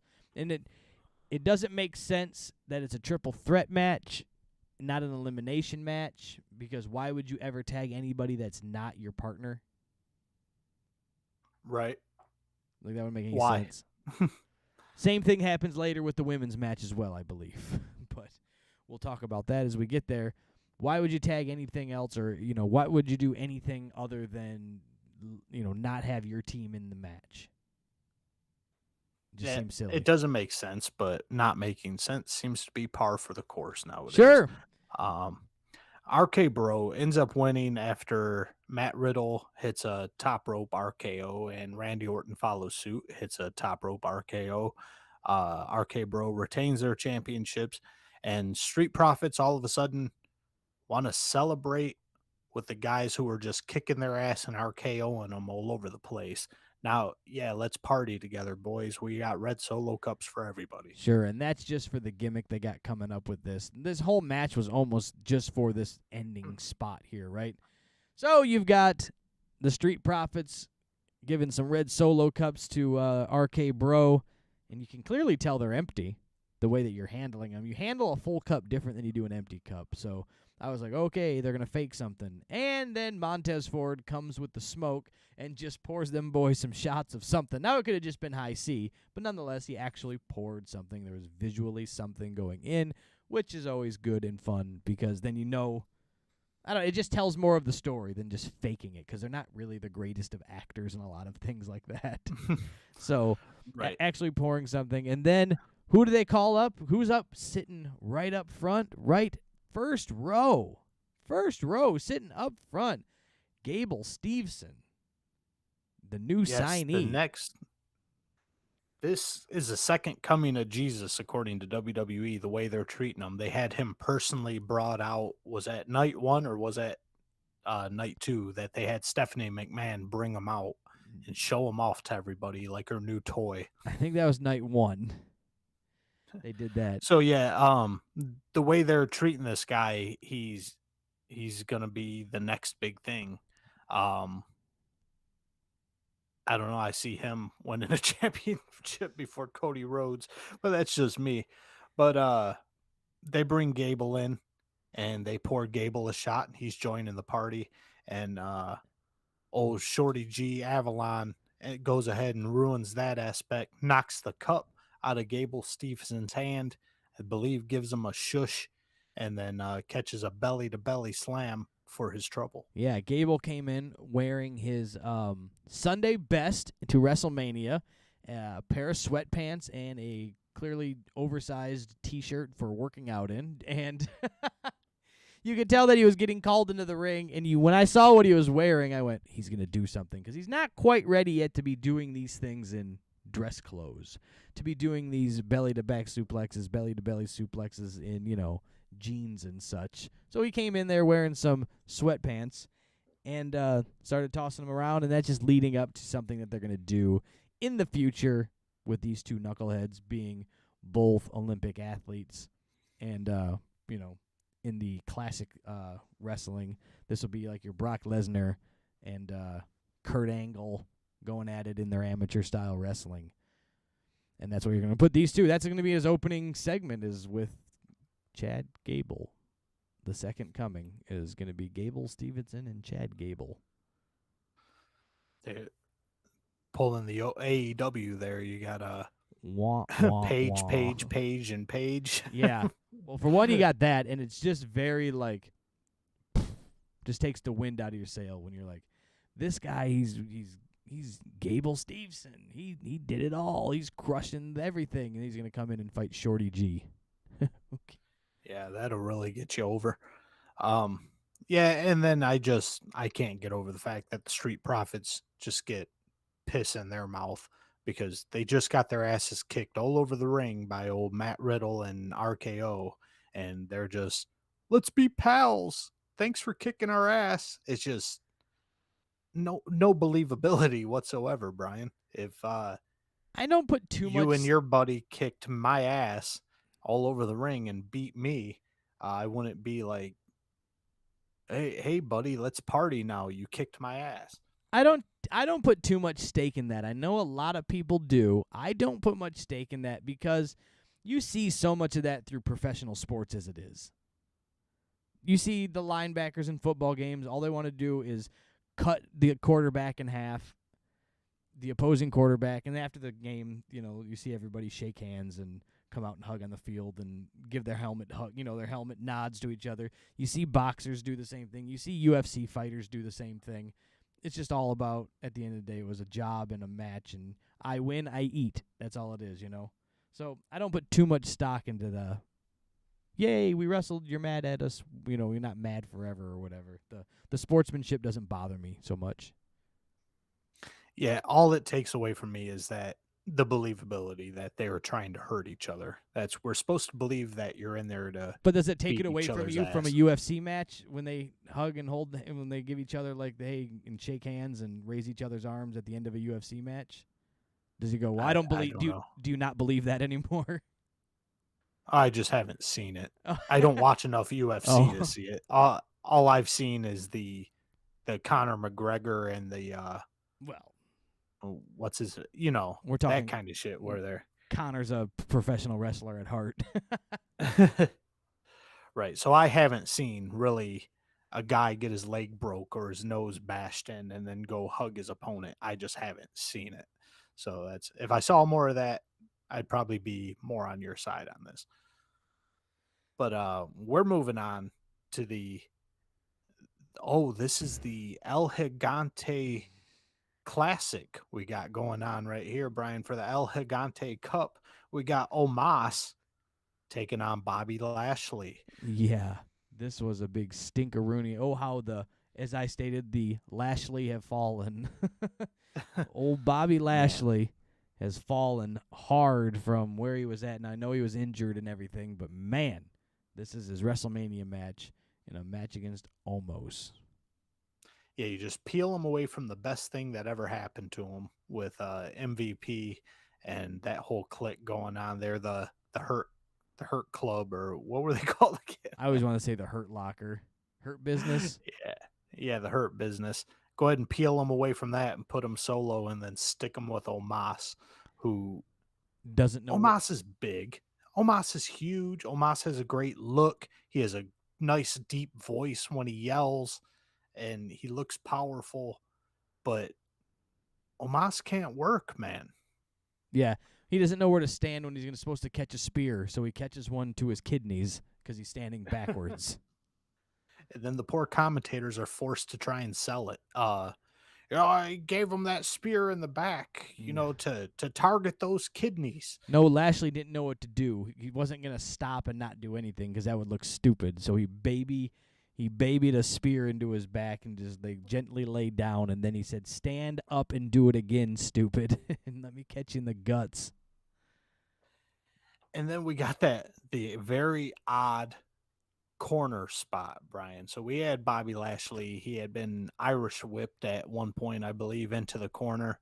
And the spot, I don't know if they did this, if Omos tried to do the spot too early or Bobby Lashley kind of missed the cue there. But I believe Bobby Lashley was supposed to move out of the corner and Omos was supposed to hang himself over the rope there. But Omos charges Lashley in the corner. Lashley doesn't move a muscle, and Omos just kind of dives halfway over the top rope and hangs himself there. It just looks like a complete goof. Yeah. And to make matters worse, less than a minute later, Lashley made him redo the spot the right way, and Lashley moved this time. It's like, this is live TV, boys. This isn't on tape. Yeah. This thing stunk, and I think we spent too much time talking about it already. Bobby Lashley defeated Omos in a pin. There you go. There we go. And now we move on to Brian's favorite match of the night. Match of the year candidate. Yes. 17 stars. Because it made me laugh. Eric's it made me cry. Eric doesn't like laughing. No fun must be had. Must have Jim Cornette style matches only, where the good guy wears black or white trunks and the bad guy wears black trunks, and they don't shake hands at the end of the match, and it's nothing but arm locks. And all right, Brian, I enjoy a good chuckle every now and again. I enjoy a tongue-in-cheek joke during a match, but this, Brian, was complete blasphemy to the wrestling business. And I'm talking about Sami Zayn versus Johnny Knoxville. And this wasn't blasphemy just to the wrestling business. This was blasphemy to the Jackass business. We spoke about this earlier, and we took a timeout and so we could talk about it live one-on-one, and you were selling me a little bit. So talk us through where you're going with this. First things first, we come out and we know they're implying right from the get-go, don't take an ounce of this shit serious. And we're talking about Johnny Knoxville's outfit. Johnny Knoxville basically comes out in what looks like a 6-year-old's homemade Halloween costume, looking like a bootleg Nikki Ash, almost superhero. And then let me list the amount of gimmicks we have in this thing, Brian. We've got fire extinguisher. We've got a stop sign. We've got a garbage can. We got a crutch. We got a cookie sheet. We got Michael Cole trying to sell a cookie sheet. We got tables. We got mouse traps. We got air horns. We got party boys. We got wee mans. We got we got boot kicking apparatuses. And we're not even, we got giant hands, and we're only about halfway through this match at this point, Brian. This was atrocious if you were looking for a wrestling match. And the point I made earlier when you and I were speaking on it was, okay, we understand that this is a humor spot. We understand that we're leaning more towards a jackass skit than a wrestling match here. But the one thing that they do in Jackass is they're really eating poop. They're really whacking off a horse.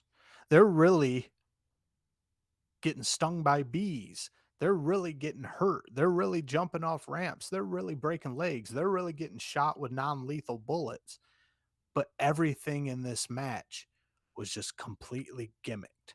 So you got fake wrestling and fake stunts, and it just stunk. You know, I don't take anything away from you on the fake stunts because, like, the hand slap thing, which has become a, huge jackass thing from the movies and everything,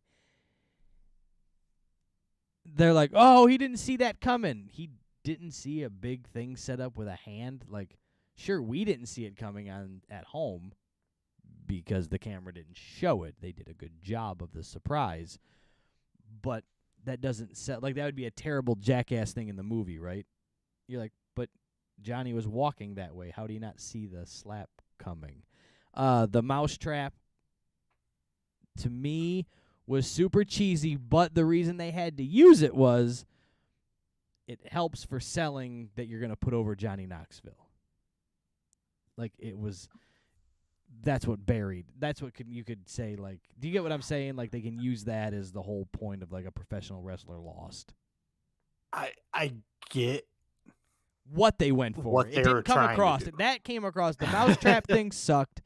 I get what they were going for. The hand thing sucked. The boot thing was kind of funny, but Wee Man being involved, Party Boy being involved, those were okay with me because they're just there. Wee Man took a fucking hell of a kick to the face. Props to Wee Man there. That And was a hot potato that Sami Zayn threw at Let's him. not take anything away from his body slam. He picked Sami Zayn up and held him and body slammed him like it was nothing, that little son of a bitch. So those were fine to me. The goofy apparatuses is where it needed to stop. The standard hardcore match stuff, the stop signs and the cookie sheets and things, watching ECW, watching CZW, watching XPW, watching every PW there is, every extreme something or other that's happened. Cookie sheets, stop signs, shopping carts, light bulbs, go to hell. I get it, right? It all happens throughout the time. But that boot thing was tough because, like, man, if one of these things doesn't fire exactly right, what do? You just stand there? Well, how do you call an audible? And I think the audible for the first boot apparatus kicking thing was Wee Man getting booted in the face. Wee Man catches a boot to the face. The boot apparatus doesn't work properly when Johnny Knoxville goes to operate it. And it's just, all right, let's take these stunts that are in a wrestling match and let's transfer over those to a Jackass movie and see how over they get. Um, let's have a guy run at another guy straight on with eye contact, and then the first guy pulls out an air horn, and oh my god, that was hilarious. That was amazing. It would be a fart in the wind in a Jackass movie. It wouldn't even made a Jackass skit on one of the Steve-O DVDs from 1996. You're not wrong.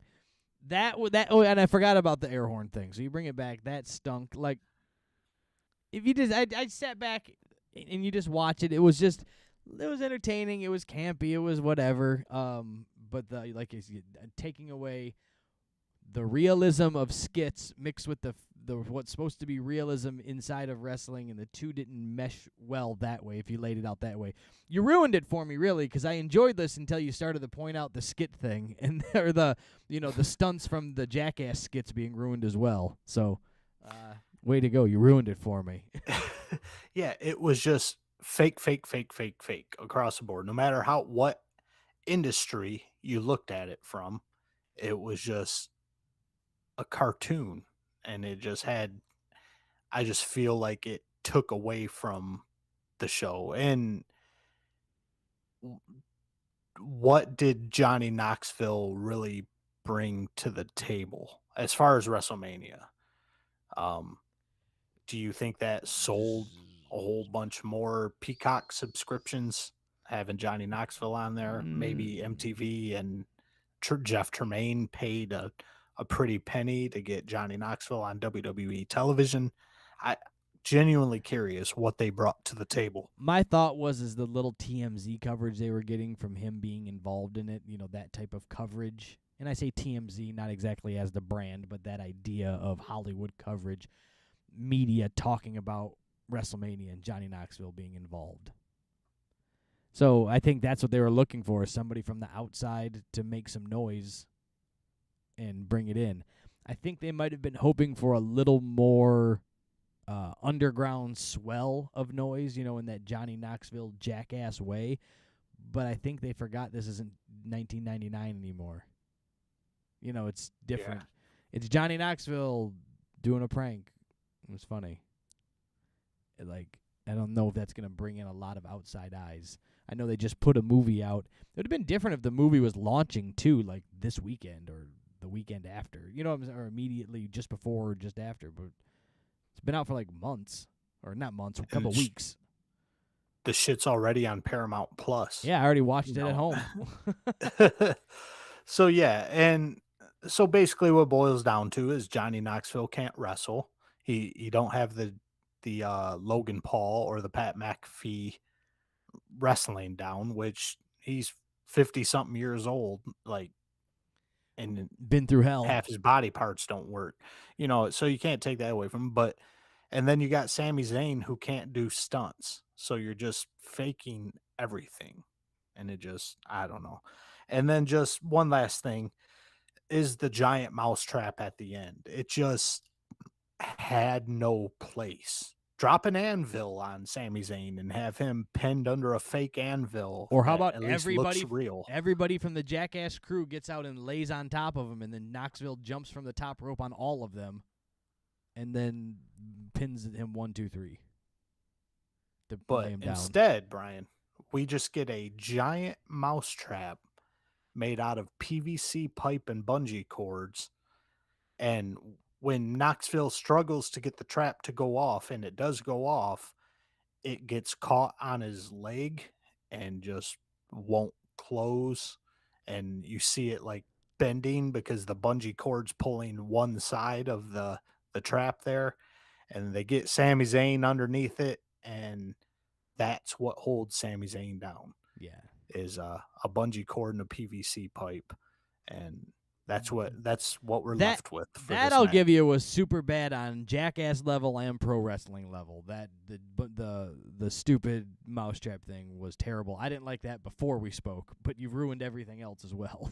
So Merry Christmas. Don't talk to me about the Easter Bunny or the Tooth Fairy either. I've still got high hopes going in here. All right, Sasha Banks, Naomi, Carmella, Queen Zelina, Liv Morgan, Rhea Ripley, Natalya, and Shayna Baszler all going at it in a fatal four-way match. All right, Brian. So my throat's getting a little dry here for a second. I've been talking a lot, so why don't you go ahead and take the lead on this because I didn't watch it. Sasha Banks and Naomi defeated everybody. They gave all 8 of those people 10 minutes in the ring, 11 minutes. 10 minutes and 50 seconds is what it was timed at. This was just a way to get a lot of people on the card for no particular reason as well. Because let's look at this here. Sasha Banks and Naomi. When was the last time? When do you remember seeing them being in a tag team? Carmella and Queen Zelina, Liv Morgan and Rhea Ripley, Natalya and Shayna Baszler. These aren't tag teams. These were singles wrestlers they had nothing to do with, and they put them all in a random tag match and said, "Now you can all be there," and there you go. Yeah, I guess Zelina and Carmella were already champions, but it's just another odd couple matching here. Yeah, they were champions going into it, but, not anymore. But yeah, even Rhea Ripley being in this thing, which in my opinion, she's the best thing to come into women's wrestling in a long time since old Awesome Kong. And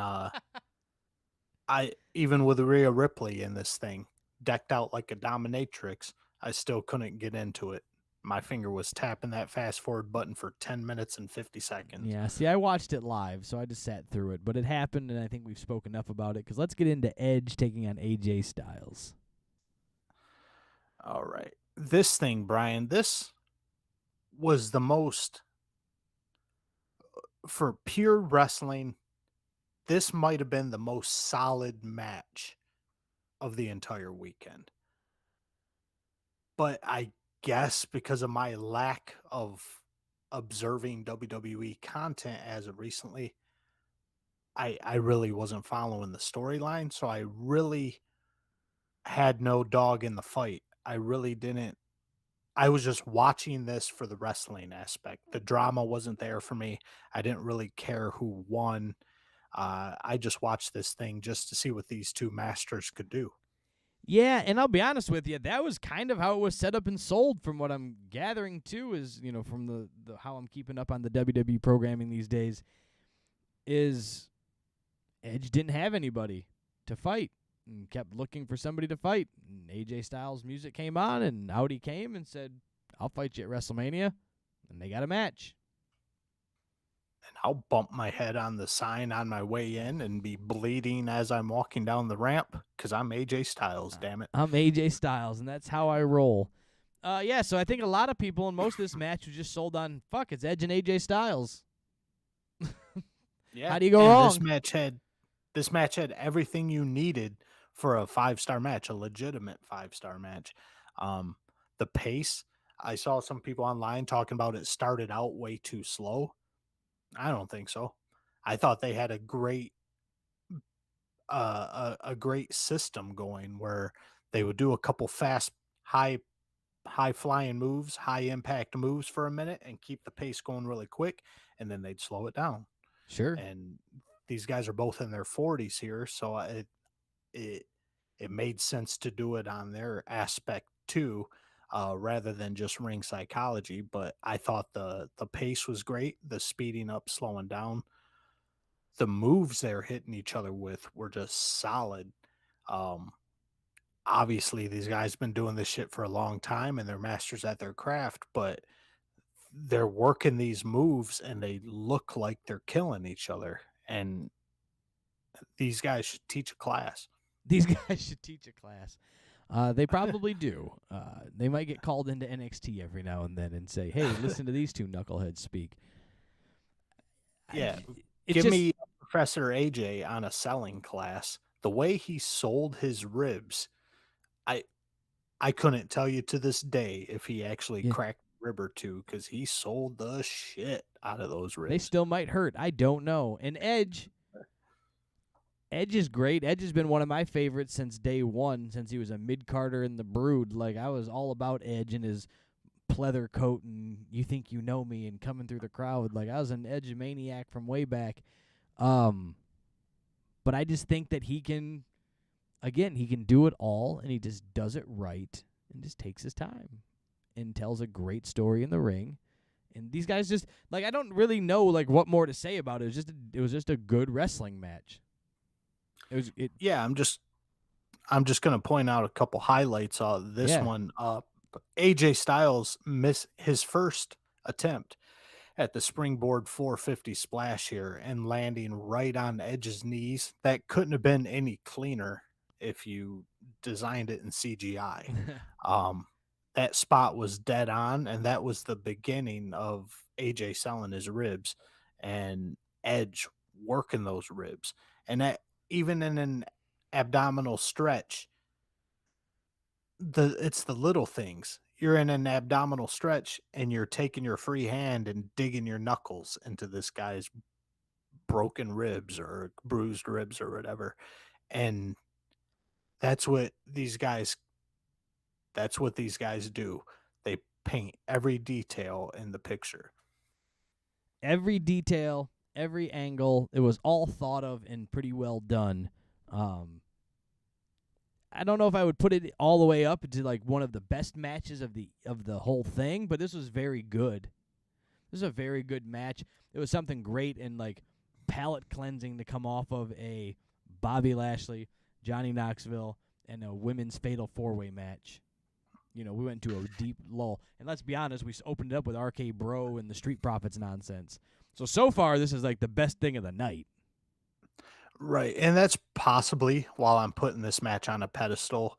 Um, like I said, there was no psychology aspect for it to me. There was no, I want this guy to win, I want this guy to lose aspect. I'm just saying, from a pure technical standpoint, I would put this as one of the best matches of the weekend. Oh, yeah. I am curious about the AJ Styles shoulder spot. They, if that was just a spot that they were working, everybody was in on it. The commentators, the cameramen. When AJ quote unquote hurt his shoulder, the cameras stayed off of AJ. They were showing everything in the arena besides AJ Styles, and then the commentators were really selling AJ putting his shoulder back into place. Which, unless you pop your shoulder out every other day or so, popping a dislocated shoulder back into place is no walk in the park. It's not a cup of tea. Oh, I can only imagine. I've never experienced such a thing, but I've seen and heard the stories of that. So to have to do that essentially on live TV would be terrible. Like, I would want nothing to do with that. But, yeah, I'm not sure what happened with that, if that was a gimmick or not, if that was a work. I don't know. Did you ever hear anything other than what that was, if it went any deeper than that? I did not hear anything on that, so it's still a mystery to this day in my eyes, Brian. But um, just as we go on throughout this match, it went a little long, but the guys are painting the picture perfectly to Yeah. go along with the length of this match. Both guys were selling the shit out of exhaustion. Um, they're still attempting and doing power moves to one another, but they're definitely on the struggle bus getting them done. A lot of submissions from Edge. Those might have been rest spots, but the submissions, he was really locking them in. Um, and at this point, the match is starting to drag. I'm like, all right, let's take it home, Yes. boys. AJ Styles suplexing Edge off of the turnbuckle onto the ring apron was absolutely atrocious, but in a good way. It looked clean, it looked painful, but I would not want to take that spot. We see a Styles clash, and Edge has to hold himself up for a moment before he can get his arms in the right position. And that was the only botchy looking thing I saw. Um, AJ Style, and then the ending, Brian. The ending just felt forced. It felt that they're gonna try and shove this Damian Priest Edge thing down our throat, and I don't know if this is an occurrence that should be happening naturally if people are accepting it. But from my outside eyes, not watching WWE product on a regular basis, the Edge and Damian Priest dynamic seemed forced. Yeah, I don't recall, like, again, I'm the same boat, not the same boat as you, but my boat's not far off from your dock. I just been keeping up with it loose internet style on the WWE stuff, and there was no even like teasing of somebody being involved or another person. And then the way that they had it happen too is that like the camera pans and he's standing at the ring. So 78,000 people saw him standing there before the camera did, and that was the dramatic portion of it. So it wasn't dramatic to the crowd. No, not at all. They just saw this dickhead standing on his cue spot, just waiting for AJ to hop up on that top rope to attempt a phenomenal forearm so that Damian Priest can just stare at him Yeah, didn't interfere. dramatically. Didn't interfere. Nope. Stares at AJ, delays AJ's top rope jump just long enough for Edge to get his bearings back together. Edge spears AJ out of midair, which was, again, as clean as you could do it. Um, and then Edge gets the 1, 2, 3 pin, and Edge and Damian Priest stand in the middle of the ring together, and That's looks like they've got a new little faction going on there. new little faction, and the rumors are a-flying that we're going to see somebody else join the faction here soon enough by the name of Rhea Ripley. It's a name being tossed around. I could see that. And one AEW star was a little peeved at seeing Damian Priest and Edge together holding hands in the Yeah. ring there. And that AEW guy is Brody King, who tweeted out, when you ask for shit. House of Black, What and is you get the Wish version of yeah. House of Black or something. Yeah, when you order House of Black on Wish, and it's like, Brody, do you do you realize you work for AEW, right? Yeah, and here's the other thing. At least his Edge and Damian Priest gimmick will be on TV. So, sorry, Brody. Yeah. Yeah. Yeah, that was a little just kind of clutching at straws there, trying to get some attention on Brody Yeah. King's part, and it just made you look desperate. Drawing to the House of Black for whatever that is worth. But yeah, that's the new gimmick there. Hopefully, Edge, it can give the rub to Damian Priest and put him to where he needs to be. Maybe even Rhea Ripley take that to the next level that it can be, and get these young cats, up into the stratosphere is everything I can say. So they did go along with that match. 24 minutes and 5 seconds is what that's being clocked in at.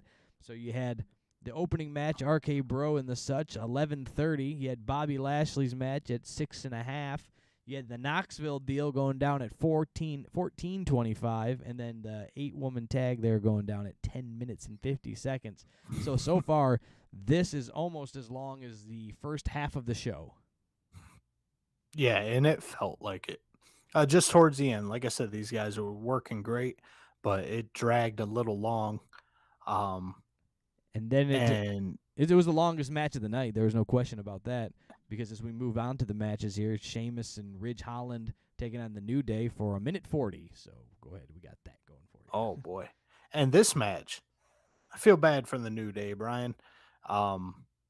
This match was originally supposed to be on Saturday night and ended up getting bumped to make the KO and Steve Austin thing segment longer, and they force fed us this on Sunday night, and then only gave it 1:40. Yeah, they should have left it off. Yeah, why? Why? If you're not gonna do it right, don't do it at all. My thing too with some of what they did was they did so big recaps from night one, like Cody Rhodes' whole entrance. Like that was from Seth in the ring to Cody's music to his entrance to coming down to getting in the ring. They did that a couple times. It's like, how about you cut 3 of those out from night one and give these guys 5 minutes? You gave Bobby Lashley almost 6 minutes. Yeah, this thing's on Peacock, and it's available for anybody who pays $5 for a subscription. The abundance of recaps from night one were just completely unnecessary, and I'm gonna go ahead and go out on a limb and say 99% of the people who are watching night two already watched night one and knew it happened. Like, you Right. open up your Peacock app and it's right there in your goddamn face. So yeah, those poor sons of bitches. Well, then we move on because you've got Sheamus and Ridge Holland. They beat the New Day, and that was that. Poor New Day. They were at the tops of the world, and they've come crashing down. They couldn't even get a win in honor of Big E and his broken neck. They wore his ring gear to the crowd, or I'm sorry, wore his ring gear to the ring for the match, and that was it. They went out and did the job in 1:40. So, and welcome back, Xavier Woods. and poor Butch. Remember, he used to be something in NXT, Brian. Yeah, he was the bruiserweight. He was ready to go. Now he's a dickhead and a wife beater and a Scully cap. Get the hell out of here. All right. Pat McAfee taking on Austin Theory with Mr. McMahon in his corner there. And what did you think about this? I think it was cool watching Vince McMahon come down to the no chance in hell theme, and seeing him announce his his little buddy there, Austin Theory, and take a selfie with Austin Theory. That's a little bit of silliness I can deal with there. We all know Vince McMahon's a 76-year-old billionaire who's as serious as a heart attack in real life. So seeing him let his hair down, so to speak, Yeah. and interact with Austin Theory was kind of a little bit of comic relief. I agree. I like this. That Mr. McMahon the Mr. McMahon character, and yes, for anybody, there's a difference between Vince McMahon and Mr. McMahon. So seeing the Mr. McMahon character come out is always fun to me, and a throwback to the heydays of professional wrestling of my youth. And going into the actual meat and potatoes of this match, man, Austin Theory, he's only 24 years old. They mentioned in this thing, Austin Theory is WWE Sami Zayn. I'm sorry, not Sami Zayn, Sammy Guevara. Would you agree on that one? Yeah, definitely. He's that young cat that has the potential to go where he needs to go if he so chooses to do everything right. He has it there. Does he choose to use it properly? Yeah, he's cocky and smarmy, and he's a fantastic heel. And he was working heel this entire match, and the crowd absolutely hated his guts. And I just don't know, because I don't know the Austin Theory dynamic that much, because Pat McAfee's in this match, and the crowd is 1,000% behind Pat McAfee in this match. So I don't know, is Austin Theory playing that good of a heel, or do the people just love Pat McAfee that much? Yes. That seems to be the answer there. Yes, Austin Theory is being a great heel because he's being coached by Mr. McMahon. Mr. McMahon is putting him over on TV. So this isn't done just for WrestleMania. This is being put over for a while, that Mr. McMahon has handpicked him to be the next guy in the company, and that he's going to put this young kid over, and that's where it comes down to. And Austin Theory has natural talent coming out of his ass. He is just a natural at this game, and athletic as all hell, smooth, concise. And Pat McAfee, we can go back to his match with Adam Cole in NXT, where he completely blew our wigs apart with his natural ability. McAfee's athleticism, I think he's only 34 years of age, is just off the charts. Pat McAfee at one point just doing a straight flat foot box jump onto the top rope, right into a superplex on old Austin Theory here. And that was a spot, Brian, where even after watching 4 hours of this shit in one night, I had to go back and hit the rewind button to watch that spot over again.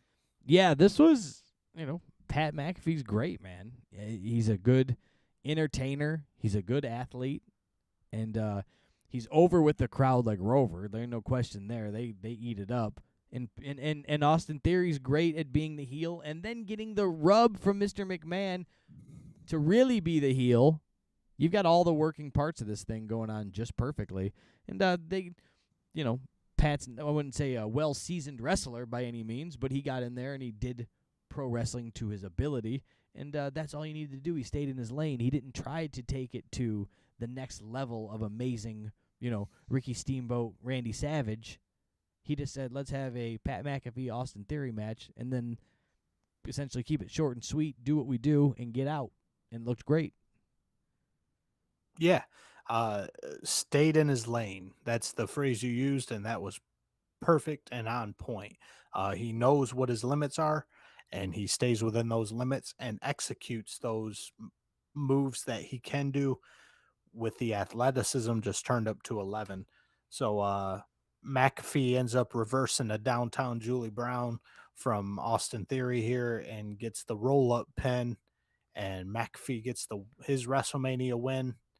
And then McAfee's challenging Vince McMahon to a match, Brian. Yeah, as I said, or does he? And Mr. McMahon is none too pleased. He's getting up and he's unbuttoning his shirt and ready to go, and comes out and he's got the black jeans on.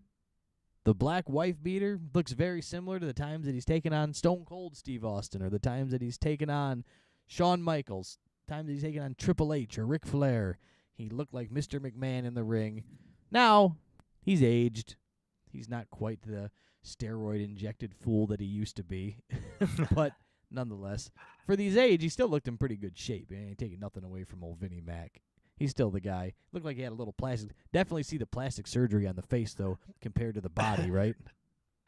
Oh, right. Yeah, his face still looked like 50-year-old Mr. McMahon. His body looks like Pat Patterson.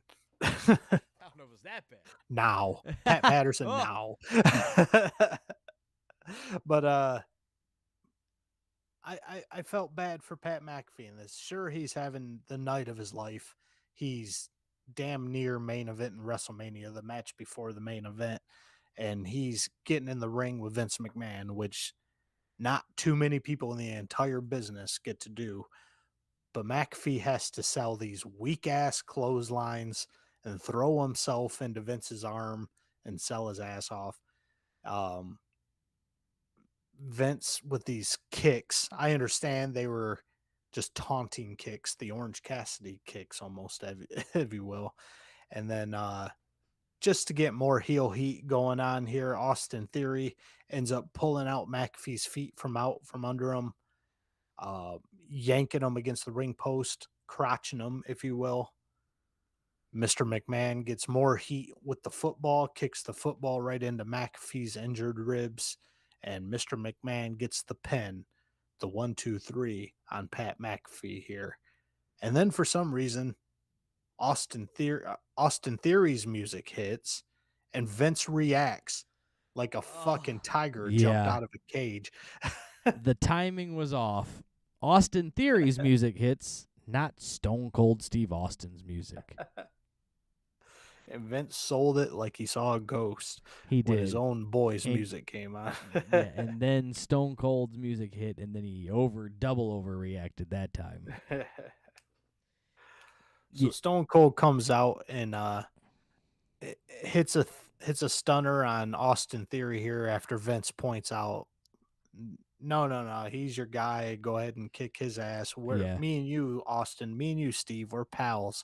So Steve Austin hits a stunner on Austin Theory, and Austin Theory is getting a lot of heat online for how much he oversold this stunner. Come on. Look they're still talking about Scott Hall's selling it from like WrestleMania 18 or whatever that was. Get out of here. A good stunner sells a good stunner sell, no matter which way you take it. It's just leave him alone. That was fine. It was when's the next time he's going to take a stunner? When's the next time you're going to see it? Exactly. You don't see it every night anymore. It's been 20 years, for the love of shit. Yeah, so Austin Theory doing a bicycle in midair before rolling out of the ring, and then it looks like we got a little peace treaty going on between Stone Cold and Vince McMahon here. They're going to share some beers together, Brian. Oh, yeah, and everybody who's ever shared a beer with Steve Austin's never got kicked in the gut and caught a stunner for his troubles. And the award for worst stunner sell in WWE history. I don't think it was the worst stunner sell. It was the worst stunner taking. Yeah, just execution, I guess. So, did you see Mick Foley posted his live reaction to this, Brian? Mick Foley lost his mind laughing. It was great. But Vince is drinking beers with Austin. Austin does the kick to the gut to Mr. McMahon here. For some reason, Mr. McMahon drops down to one knee, causing Austin to reach for a head that's not there. Mr. McMahon tries to stand up, but loses his balance, once again escaping Austin's clutches. After McMahon bounces off the ropes and Austin finally gets a hold of him and hits the stunner, Vince just collapses into a bowl of jelly on the floor.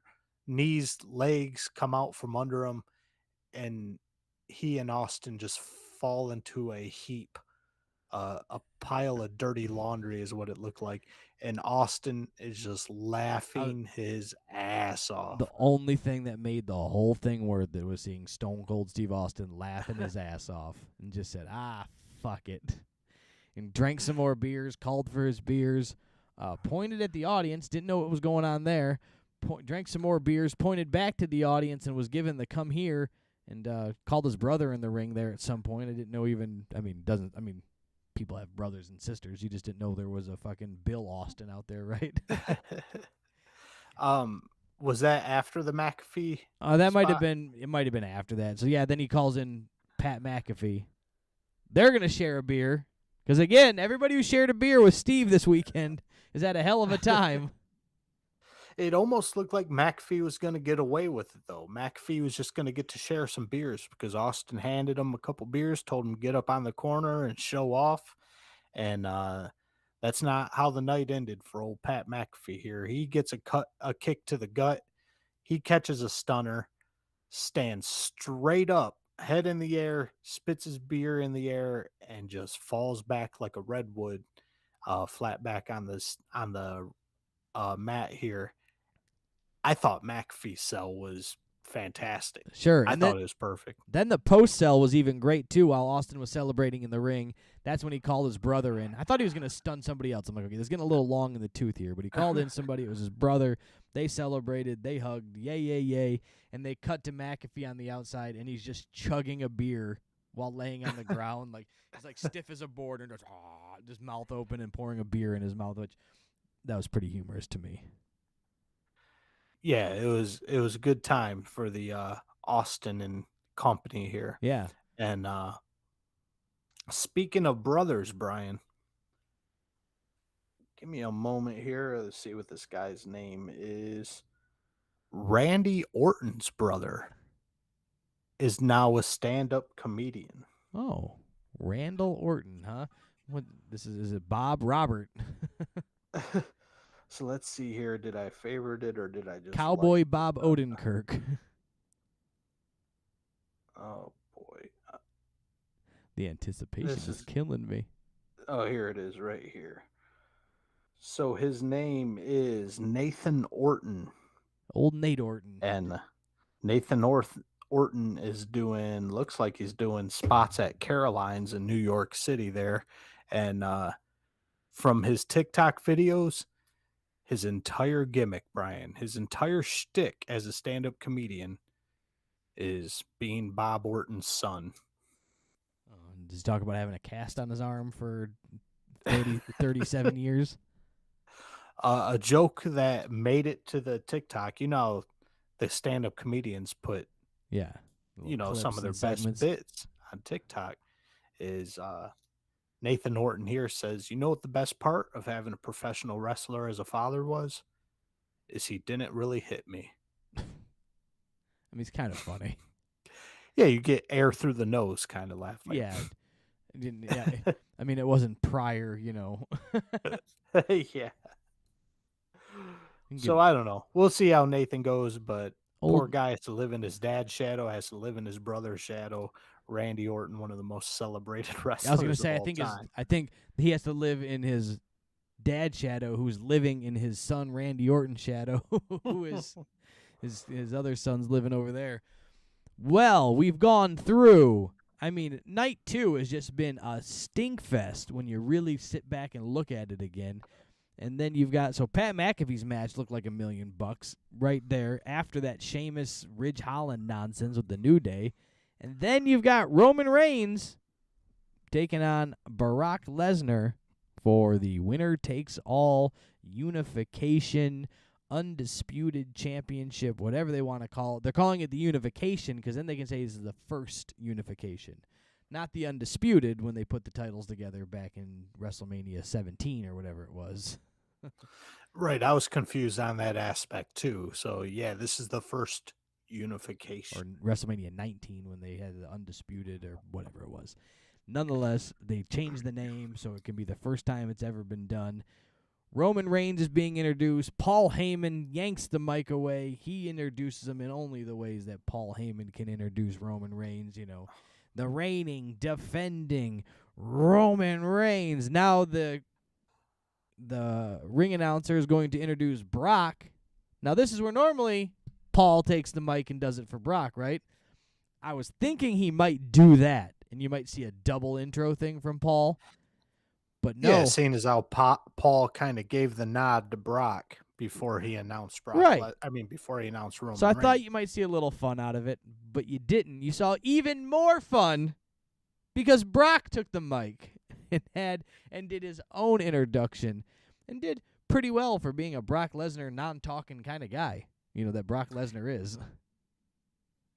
See, you say I don't appreciate humor in wrestling, Brian, but I love me some babyface Brock without Paul Heyman.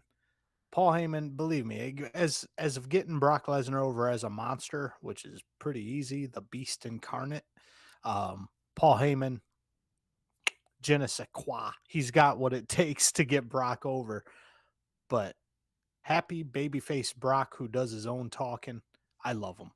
And I think it's great. I think it's hilarious. Well, that and, but he didn't change his wrestling style. And if he would have changed his wrestling style, then you would have been like, this is the drizzling shits. Precisely. Precisely, you silly goose. So, break it down. Where you at on this, the Roman Reigns Brock Lesnar match? So a lot of people online gave this match hate because from what I read here, we got spear, low blow, belt shot, Superman suplex, F5. We got 6 moves total in this match, Brian, that just got used over and over again, and people were just focusing on that aspect whatsoever. That's the only thing they focused on. And one of those was a dick these punch. Guys only these guys only did 6 moves between the both of them, but these guys fucking worked it like a charm. They pulled it off where they could put on an awesome match with psychology and drama and suspense, all while only using 6 moves. That's the way I saw it. Just the look on Roman Reigns' face when Brock Lesnar decided he was taking off the gloves. This is he's going into this match bare knuckle. Ooh, crazy. I love the bare knuckle thing in WWE because they take those off for the wrong reasons. Like in UFC, you wear the pads to not protect your opponent, but to not break your hand on their head. That's why you wear the hand. That's why you wear the gloves. You don't wear the gloves to protect their skull. You wear the gloves to protect your hand from their head. So, the irony of that, but it's like as good, Jerry Lawler, all he had to do was take a strap down and he was hulked up, right? He was ready to go. So, Brock takes his gloves off, shit's going to get real. That's all it's saying. Yeah, and Roman Reigns is selling it 1,000% on his face. But yeah, Brock Lesnar takes control right off the bat here, and he's a beast. Immediately just hitting 3 suplexes in a row on old Roman here, and things kick off the right way. For the ending we receive, this was the perfect beginning. Roman is just getting his ass kicked all over the ring until we get outside. And poor Brock here is lingering a little too close to the timekeeper's area, and Roman just spears his ass right through the barricade into a heap.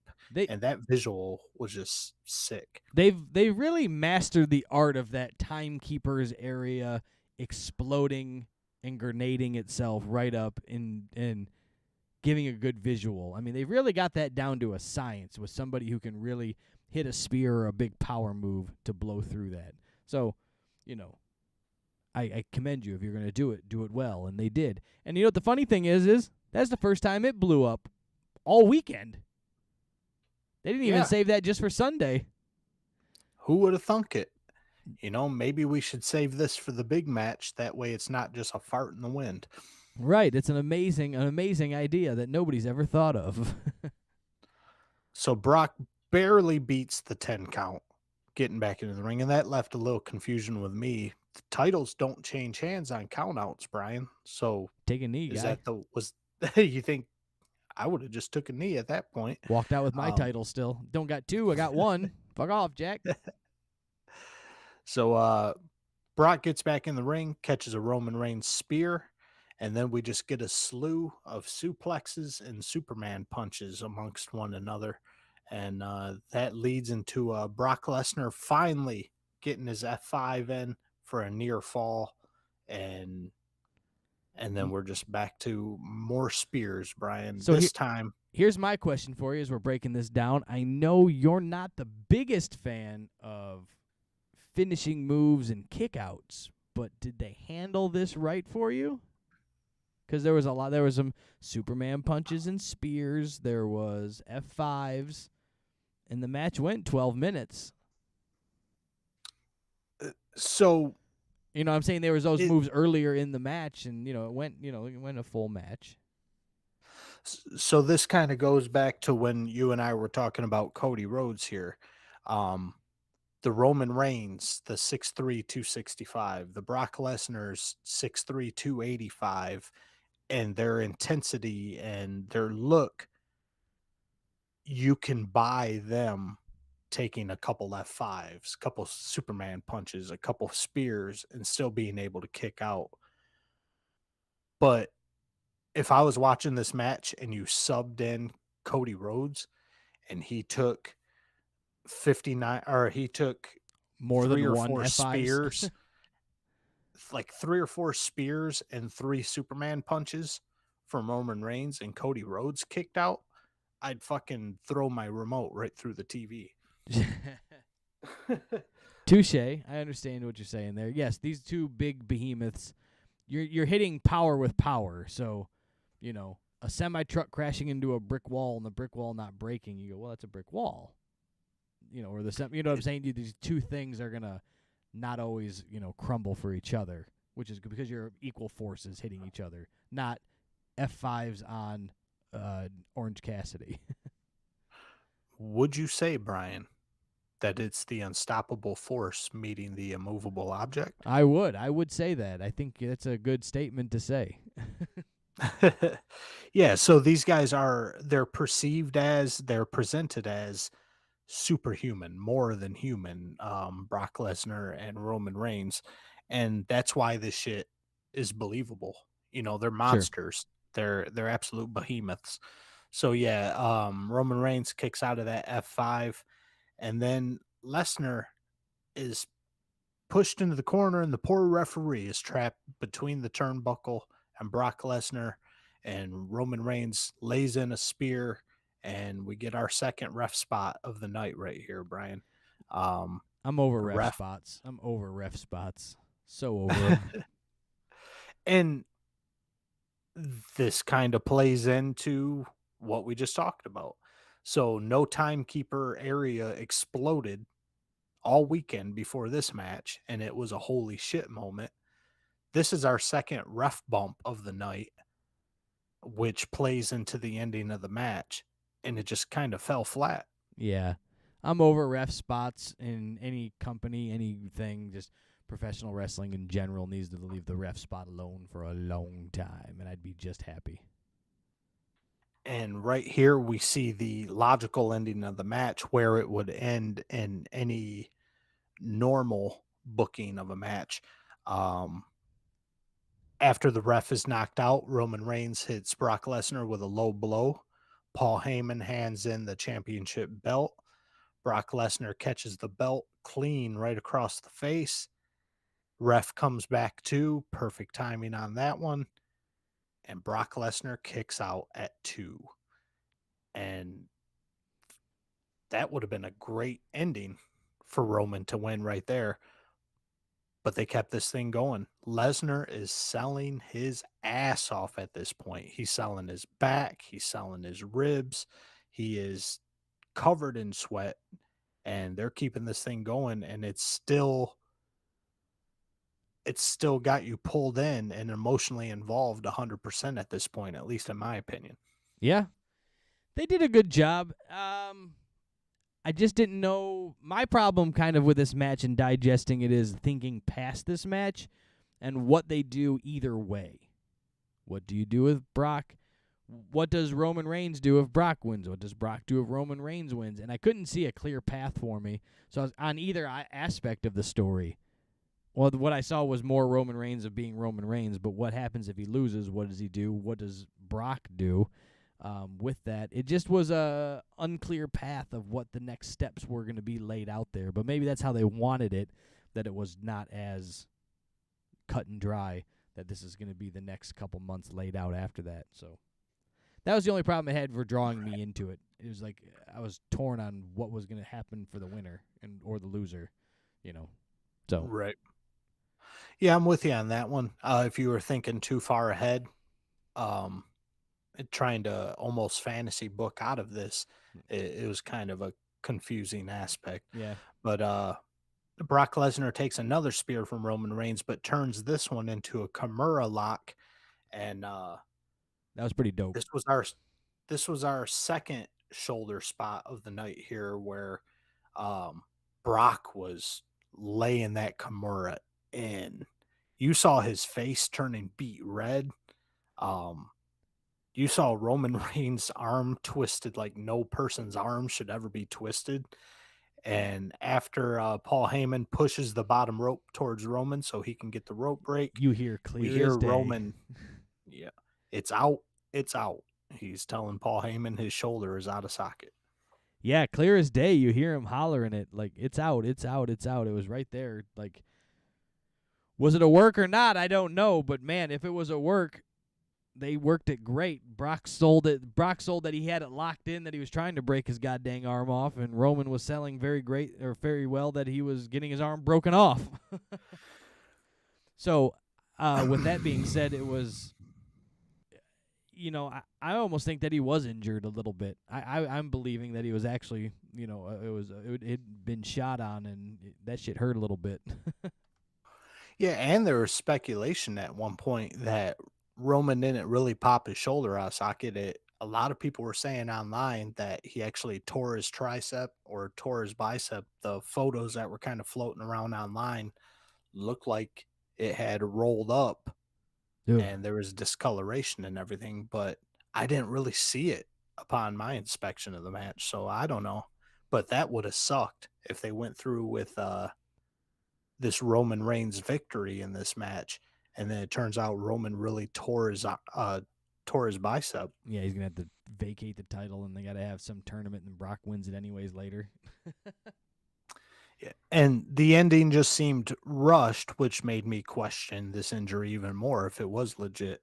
Roman had just got out of this Kimura lock, and then he just stands up, hits Brock with one more spear, and 1, 2, 3, it's a wrap.